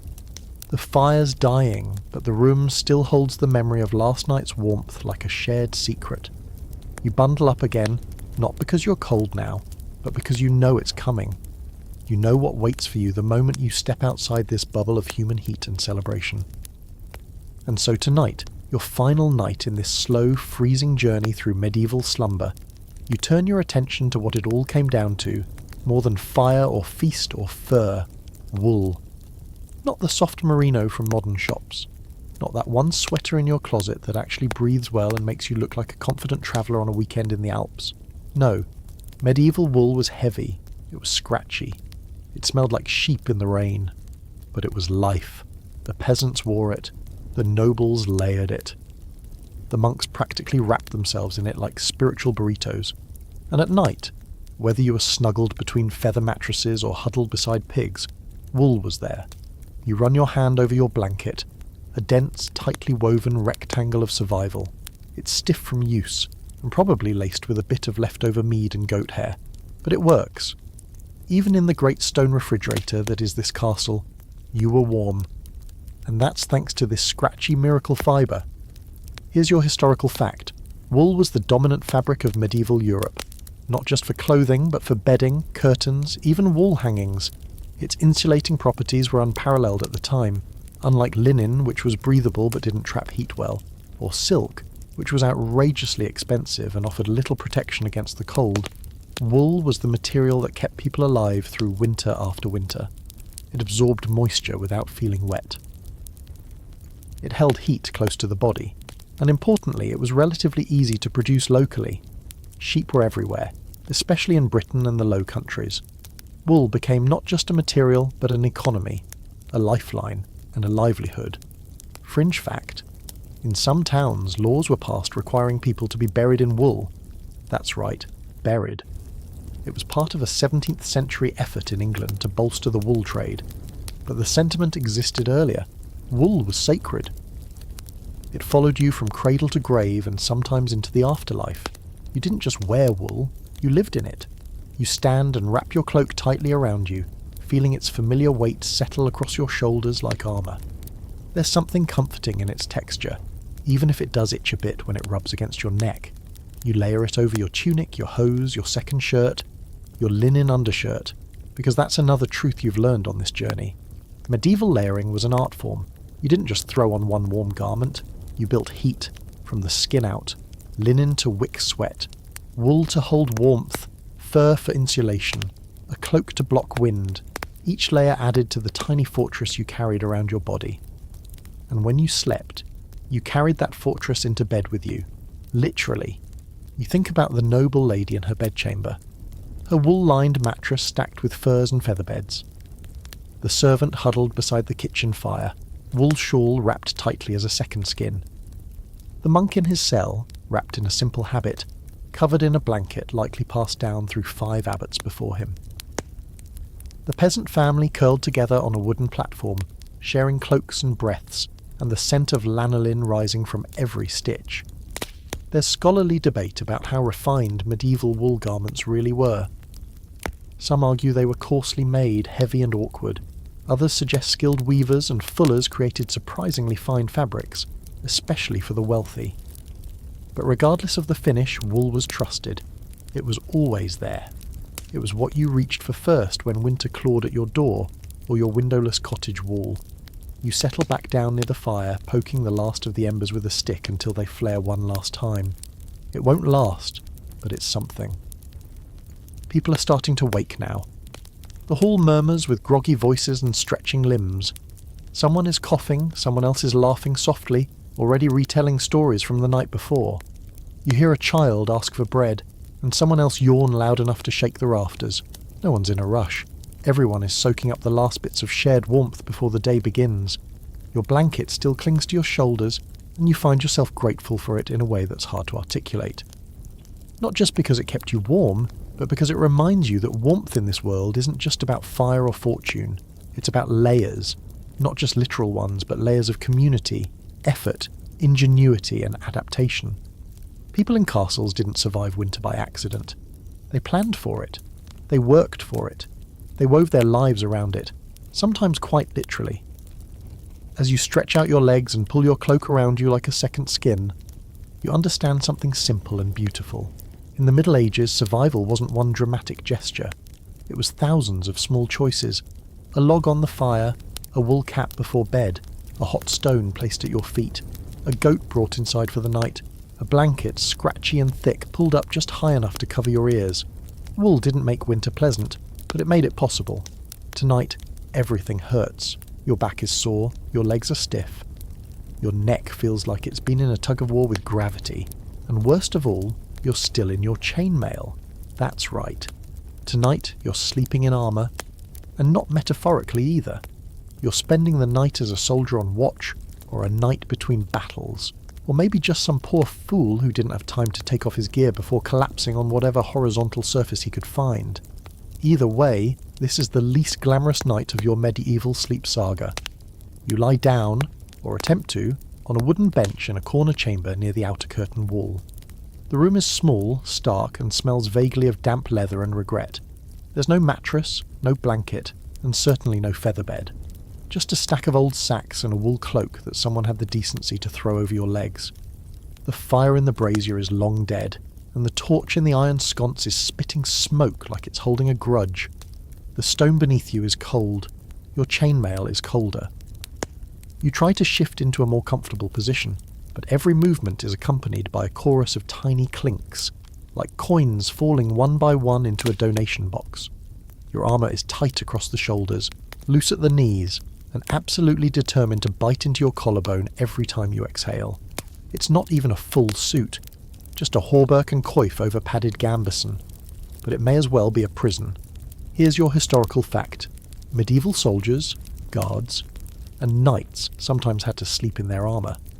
Not because they wanted to, and certainly not because it was encouraged, but because war doesn't pause for bedtime. In a siege, on a march, or when an attack was expected at any moment, there was simply no time or safety to strip down. So they slept ready. Not well, but ready. You lie there, one arm across your chest, the other pinned awkwardly beneath your side, and realise your ribs feel like they've been individually offended. You try curling onto your side, but the chainmail drags with you, like a stubborn cat refusing to be picked up. It shifts slightly, pulling at the gambeson underneath, and you feel a draft sneak in somewhere between the links. That's the cruel irony of armour. It's heavy, it's hot when you're active, and yet somehow, at night, it doesn't keep you warm. It holds cold like a grudge. Fringe fact for the night. There were medieval legends about knights who wore their armour for so long that it had to be cut off them when peace finally came. Whether it's truth, exaggeration, or symbolic of the weight they carried, it tells you something about how closely armour became fused with identity. You were a knight, a guard, a warrior, and you slept like one, whether you liked it or not. The sounds of the night are different here. No pigs, no feasting, no monks chanting in Latin. Just the wind battering the stone and the occasional call from a watchman on the wall. You hear boots above, someone doing rounds on the parapet. Another figure coughs in the next room, and maybe another guard, equally miserable. You wonder how often this kind of sleep was all someone got. 20 minutes here, an hour there, never quite letting your body truly rest. There's some academic debate about how much sleep soldiers actually got in these conditions. Some historians argue that short, broken rest was common, especially during campaigns or sieges. Others suggest rotations and guard shifts were arranged to allow at least a few uninterrupted hours. But either way, sleep while armoured was never meant to be restful. It was a compromise between exhaustion and fear. You pull the cloak higher over your chest and try not to think about how much your shoulders hurt. The gambeson underneath the chainmail is padded, but it's also soaked through with days of sweat, dirt and rain. You smell like a battlefield, and not in a poetic way, more like someone left a pile of wet burlap in the sun, then rolled it in a field. Your mind drifts to knights returning from battle, collapsing beside their horses, too tired to strip off anything but their gloves, or to soldiers huddled in towers, expecting an attack by morning, sleeping fully dressed with weapons within arm's reach. You imagine one hand resting on the hilt of a sword, the other gripping the edge of a shield like a child clutching a blanket. Not out of glory, but out of sheer, persistent necessity. Eventually your eyes close, not because you're comfortable, but because your body has given up arguing. You don't fall asleep so much as shut down, like a candle burning down to the wick. Your dreams are disjointed, metal clashing, banners snapping in wind, endless rows of faceless enemies. You wake up every hour, shifting slightly, groaning quietly, then slipping back into that strange armour-bound limbo between wakefulness and unconsciousness. At one point, your hand slips from beneath the cloak and hits the cold stone floor. The shock wakes you completely. You pull your hand back under, press it against your chest and close your eyes again. The chainmail presses against your cheek. You can feel individual rings leaving their imprint on your skin. In the morning, you'll look like you fell asleep on a pile of chain-linked doilies. You wonder, briefly, how many men slept like this the night before a battle, uncomfortable, anxious, too tired to think but too alert to rest. You wonder if they woke feeling ready, or simply relieved they woke at all. Eventually light creeps through a slit window, casting a pale grey across the chamber. Your body is stiff. Your mouth is dry. Your back hates you. You feel like a knight who's been through a battle just from trying to sleep. You sit up slowly, joints crackling, muscles sore, and the chainmail clinks and groans along with you like an exhausted companion. You didn't sleep well, but you slept armed, and in this world that might have been the most important thing. Tonight, you don't get to sleep. Or rather, you try, but every time your eyes start to close, the sound of distant shouting, footsteps on stone, or the unmistakable thrum of tension in the air snaps you back awake. You're not the only one. Everyone in the castle is on edge. You're not facing a snowstorm, or a leaky window, or a mattress stuffed with straw and poor decisions. Tonight the castle is under siege, and warmth, comfort, a proper night's rest, those aren't even on the menu. It started earlier in the evening, with horns echoing across the hills, scouts spotted movement beyond the trees, torches on the ridge, riders too far off to greet but too close to ignore. Since then, the entire fortress has shifted into something else, something tense and humming with unspoken fear. Doors have been barred, water jugs hauled up from the well, arrows counted and recounted, and you're trying to pretend that you're not afraid to sleep. You're stationed in a chamber near the wall walk, high enough to hear the wind, low enough to hear boots on the courtyard cobblestones. The room is dark, lit only by a single oil lamp that sputters like it's anxious too. There's a straw mattress in the corner, but no one's using it. The bed has become a table, a ledge. A makeshift seat for the youngest squire, who is clutching a dagger with a white-knuckled grip and refusing to blink. You huddle in your cloak near the wall, your back to the cold stone. You're layered in wool, linen and anxiety. Your sword, if you can call this rusted thing a sword, is propped nearby. The walls around you groan in the wind, or maybe that's just your imagination. You've never been more aware of how loud everything is. Your breath, the scrape of your boot, the creak of the wooden shutter as the wind pokes its fingers through every crack. Here's your historical fact. Sleeping during a siege was a luxury few could afford. Days and nights blurred into one long sleepless watch. Guards rotated through shifts, nobles strategized late into the night, and peasants pressed into interior rooms to wait out whatever might come. Sometimes sieges lasted days, sometimes months. You weren't expected to get full nights of sleep. You were expected to be alert enough to not die. You sit still and listen. Somewhere above you hear the shout of a sentry. A pause, then nothing. Maybe it was a fox. Maybe it was the first arrow. Maybe it was just someone tripping on a loose stone. You don't know. That's the hardest part. The not knowing. The stillness before whatever's next. Fringe fact. There are accounts of people hallucinating during sieges from lack of sleep, hunger, and fear. Some claim to see saints or demons pacing the battlements. Others reported hearing songs in the night, or voices that didn't belong to anyone. Scholars today call it stress-induced delirium. You call it probably your future, if this siege lasts more than another 2 days. The chamber is crowded now, 6 or 7 people crammed into a space meant for 2. One of them is the old gatekeeper, who keeps muttering the same story about the last siege he lived through, back when the river froze and they had to eat the dogs. No one asks if that's literal. You don't want to know. You rest your head against the wall. Just for a moment. Just to stretch your neck and let your eyelids droop. But the moment you do, someone jostles you, and you're wide awake again. A torch flares outside the door. The guard passes by without looking in. You don't blame him. Everyone's too busy, too tired to bother with pleasantries. It's like the whole castle has forgotten how to be human in the face of what waits beyond the gates. There's scholarly debate over how often sieges really turned into full-on starvation nightmares. Some sources exaggerate, others downplay the horrors, but one thing is certain, sleep was sacrificed first. Even before the bread ran out, before the sickness started, before the arrows flew, you lost sleep. The mind became the first casualty. You rub your face with frozen hands and try to calculate how long you've been awake. Is it a full day? 2? You caught a nap during the afternoon maybe, but that was light sleep. Not real. Not the kind where you dream. Not the kind where your body repairs itself. This is a different kind of exhaustion now. A buzzing in your bones, a fuzziness behind your eyes. You close them again, just for a second, and immediately you're in some half-dream where the castle is melting, and the bells are ringing and someone's calling your name in a language you don't speak. Then the door slams open, and you're yanked back into waking life with your heart pounding like a war drum. False alarm. A new guard shift. Just another hour. You slump back against the wall, swallowing the frustration, the fear, the fact that you want nothing more than a warm bed, a closed curtain, and enough peace to unclench your jaw. But tonight, that's not happening. Tonight, you'll do what people have done for centuries in castles just like this. You'll grab 5 minutes of sleep when you can, lean against a wall and rest your eyes. Let your head nod forward once, twice, then snap back up before anyone notices. You'll dream with your eyes open and wake up wondering what's real.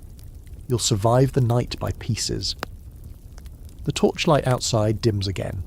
The cold creeps in. Somewhere in the dark the enemy waits, and you, wrapped in wool, sleep-starved, and half-frozen, wait too. But you don't sleep. Not tonight. The wind has died down tonight, and for once the castle feels still, but not peaceful.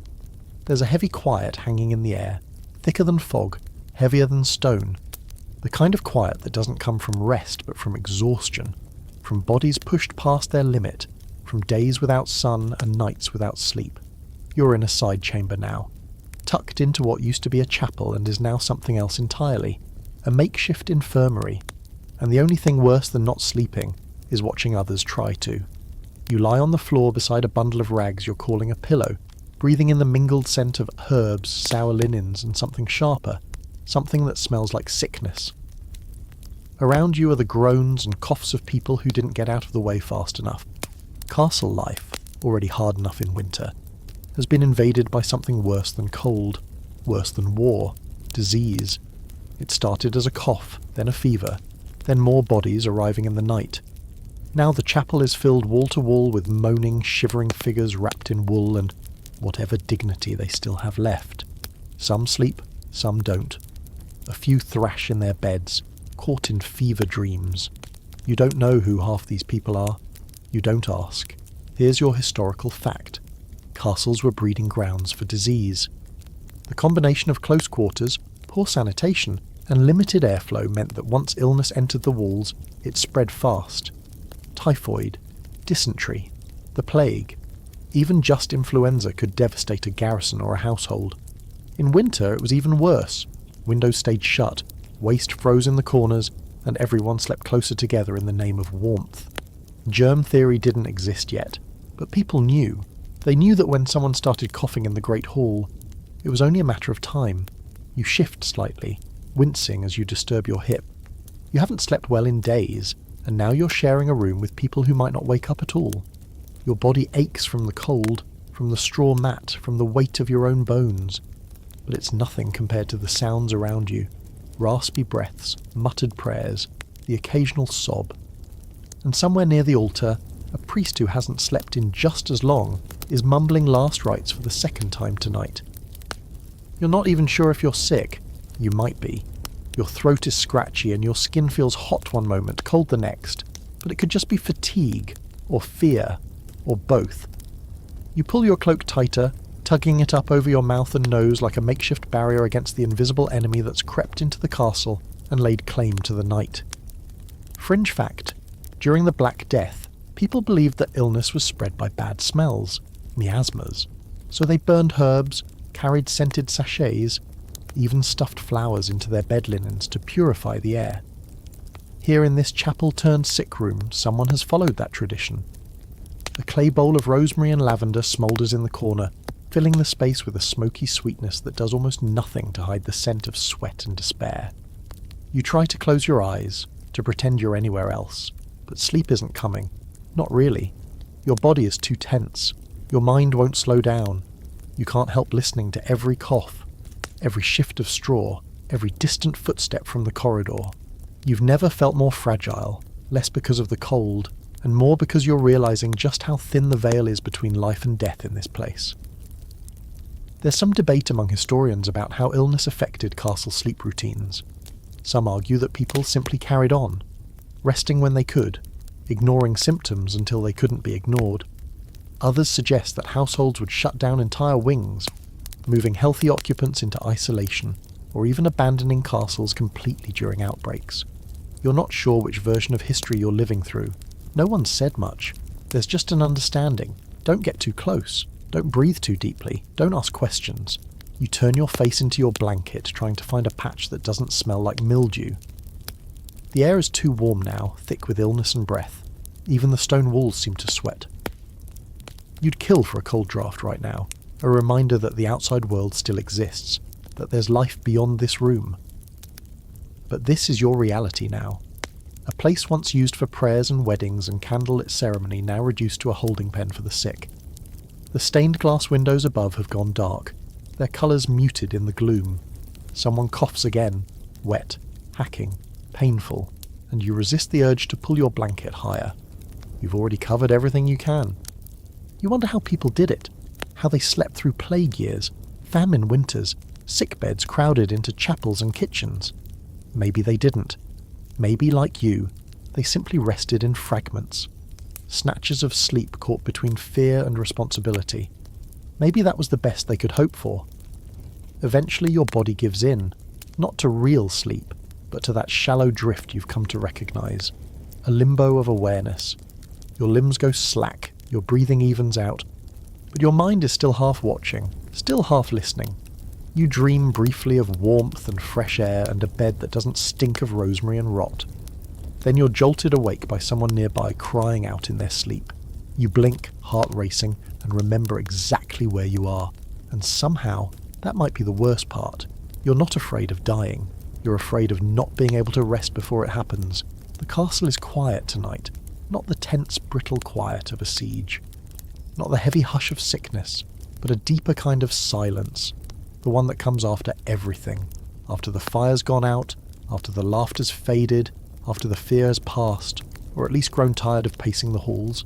It's the kind of silence that doesn't ask for attention. It just waits, like snow on a roof, like breath held under the covers. And tonight, in that silence, you finally get the chance to ask yourself, would you survive a winter here? You're back in your own chamber now. Or at least the best you've had. One last wool blanket tucked around your shoulders, a final ember flickering in the hearth like it knows the show's about to end. You lie still, cocooned in everything you've learned, about beds stuffed with straw, about curtains that hold in heat like secrets, about hot stones wrapped in rags and slippers lined with fur. You've layered your tunic, your shirt, your hose, your cloak, your toes are warm, your breath is soft. And yet, sleep still feels like something to be earned. It's strange, isn't it? After all these nights with monks and pigs and guards and wind that sounded like wolves, you've come to accept that medieval sleep isn't really about comfort. It's about endurance, about small victories, like finding the least damp corner of a mattress, or waking up with 10 fingers and toes still attached, or not being crushed by the curtain rod falling on your head in the middle of the night, which, let's face it, was a real possibility in these timber-frame death traps. So now, tucked in as well as you'll ever be, you ask yourself the question that's been building through every draft and nightmare and goat-related incident. Would you make it? Really make it? Could you live like this? Not just for one night, not for a week of authentic historical experience, but for whole winters. Long, brutal stretches of frost and famine and freezing nights that make your bones ache before you fall asleep. Here's your historical fact. Most people didn't. Not every year. Infant mortality soared in winter. Elders died quietly in their beds, or beside them. Entire communities lost half their population before the first thaw. Winters weren't measured by snowfall or temperature. They were measured by how many people survived them, by who had enough firewood, enough grain, enough luck, by how thick your cloak was, how many rats you caught, how close your family was willing to sleep. You close your eyes and think about that. Not in a grim way, but in a deeply human one. Because you also know this. People adapted. They learned. They innovated. They shared beds, walls, stories, warmth. They wove layers not just from wool, but from tradition and resilience. They didn't survive by outmuscling the cold. They survived by outsmarting it. And you? Well, you've learnt the tricks. You know to heat the bricks by the fire. You know that bed curtains aren't for show. And that 3 people in a bed is normal, not scandalous. You know what furs to sleep under, what layers to keep on, and when to pee in a pot rather than risk hypothermia walking to the garderobe. Fringe fact, some castle households had warming rooms, where servants rotated through the night to keep coals burning and supplies hot. These weren't cosy lounges. They were strategic survival spaces, the medieval version of central heating, powered by tired humans and a deep-seated fear of dying in your sleep from cold toes. You stretch under your blanket. Your joints are sore, your shoulders a little hunched, but your body has adjusted. The first few nights were brutal, but now the rough linens, the smoky air, even the chill in your fingers feel like familiar companions rather than enemies. You've developed medieval instincts, like always checking the wind direction when you hear a shutter bang, or mentally measuring a room by how many bodies it could fit if things got desperate. There's some scholarly debate, of course, about whether medieval people were always cold, or whether they just had a different tolerance than we do. Did they even think of it as suffering? Or was it simply part of life, like mud, fleas, or political instability? Some argue they were tougher. Others say they were just constantly uncomfortable and got really good at ignoring it. You're starting to think it's both. Because here's the thing, you did survive. Not just physically, but mentally. You've endured the endless nights, the smoky rooms, the chorus of snores and prayers and chickens in inappropriate places. You've slept beside hearths and pigs, monks and ghosts. And here you are, still breathing, still warm, still stubbornly human. The fire sighs in the hearth, the last of the coals whispering their way into ash. You listen to the stone breathe. You know that when you wake it'll be cold again. That the same wind will claw at the shutters, and the bed will feel just a little too damp, and your back will ache in ways that make you question the structural integrity of your spine. But you also know you'll manage. You'll heat the stone, you'll wrap the wool tighter, you'll press closer to whoever shares your bed, whether it's a friend, a servant, or a disgruntled sheep. Because that's the real secret to surviving winter in a medieval castle. You don't do it alone. You survive it one layered night at a time, one ember at a time, one warm shoulder at a time. And in the deep, cold dark of these ancient walls, that might be the warmest truth of all. So here we are. The fire's nothing but a whisper now, just a glow hiding under the last curls of ash, the kind you don't even bother poking because you know it's done. You're done too. 30 nights, 30 different beds, and probably 30 layers of wool wrapped around every inch of your medieval sleep-deprived body. And somehow, despite every drafty corridor, icy bedchamber and pig snoring in your ear, you made it. You've slept in towers, halls, barns, monasteries, and literal piles of hay. You've been warm, cold, drenched, smoked out, smothered by furs, and occasionally spooned by livestock. You've learned what makes a bed medieval. Not just straw and feathers, but fire, fabric, people, and an unwavering will to not freeze to death in your sleep. You've seen how the rhythms of life shape the rhythms of rest, how prayer interrupted dreams, how fear sharpened your ears, and how togetherness, more than anything, kept people alive. And sure, the comfort level never quite hit spa grade. Your mattress often had more creatures living in it than you'd care to think about. But each night carried its own kind of peace, its own story, its own small miracle, survival. So now, as you lie back one last time and pull your imaginary bed curtains closed, you let the silence settle in. No winter night, no bells, just you, wrapped in centuries of memory, drifting off to sleep with a little more appreciation for every warm blanket in your modern life. And when someone asks you tomorrow, how did people sleep in those cold, drafty castles? You'll smile and say, very carefully, and with a lot of wool, now rest easy, you've earned it.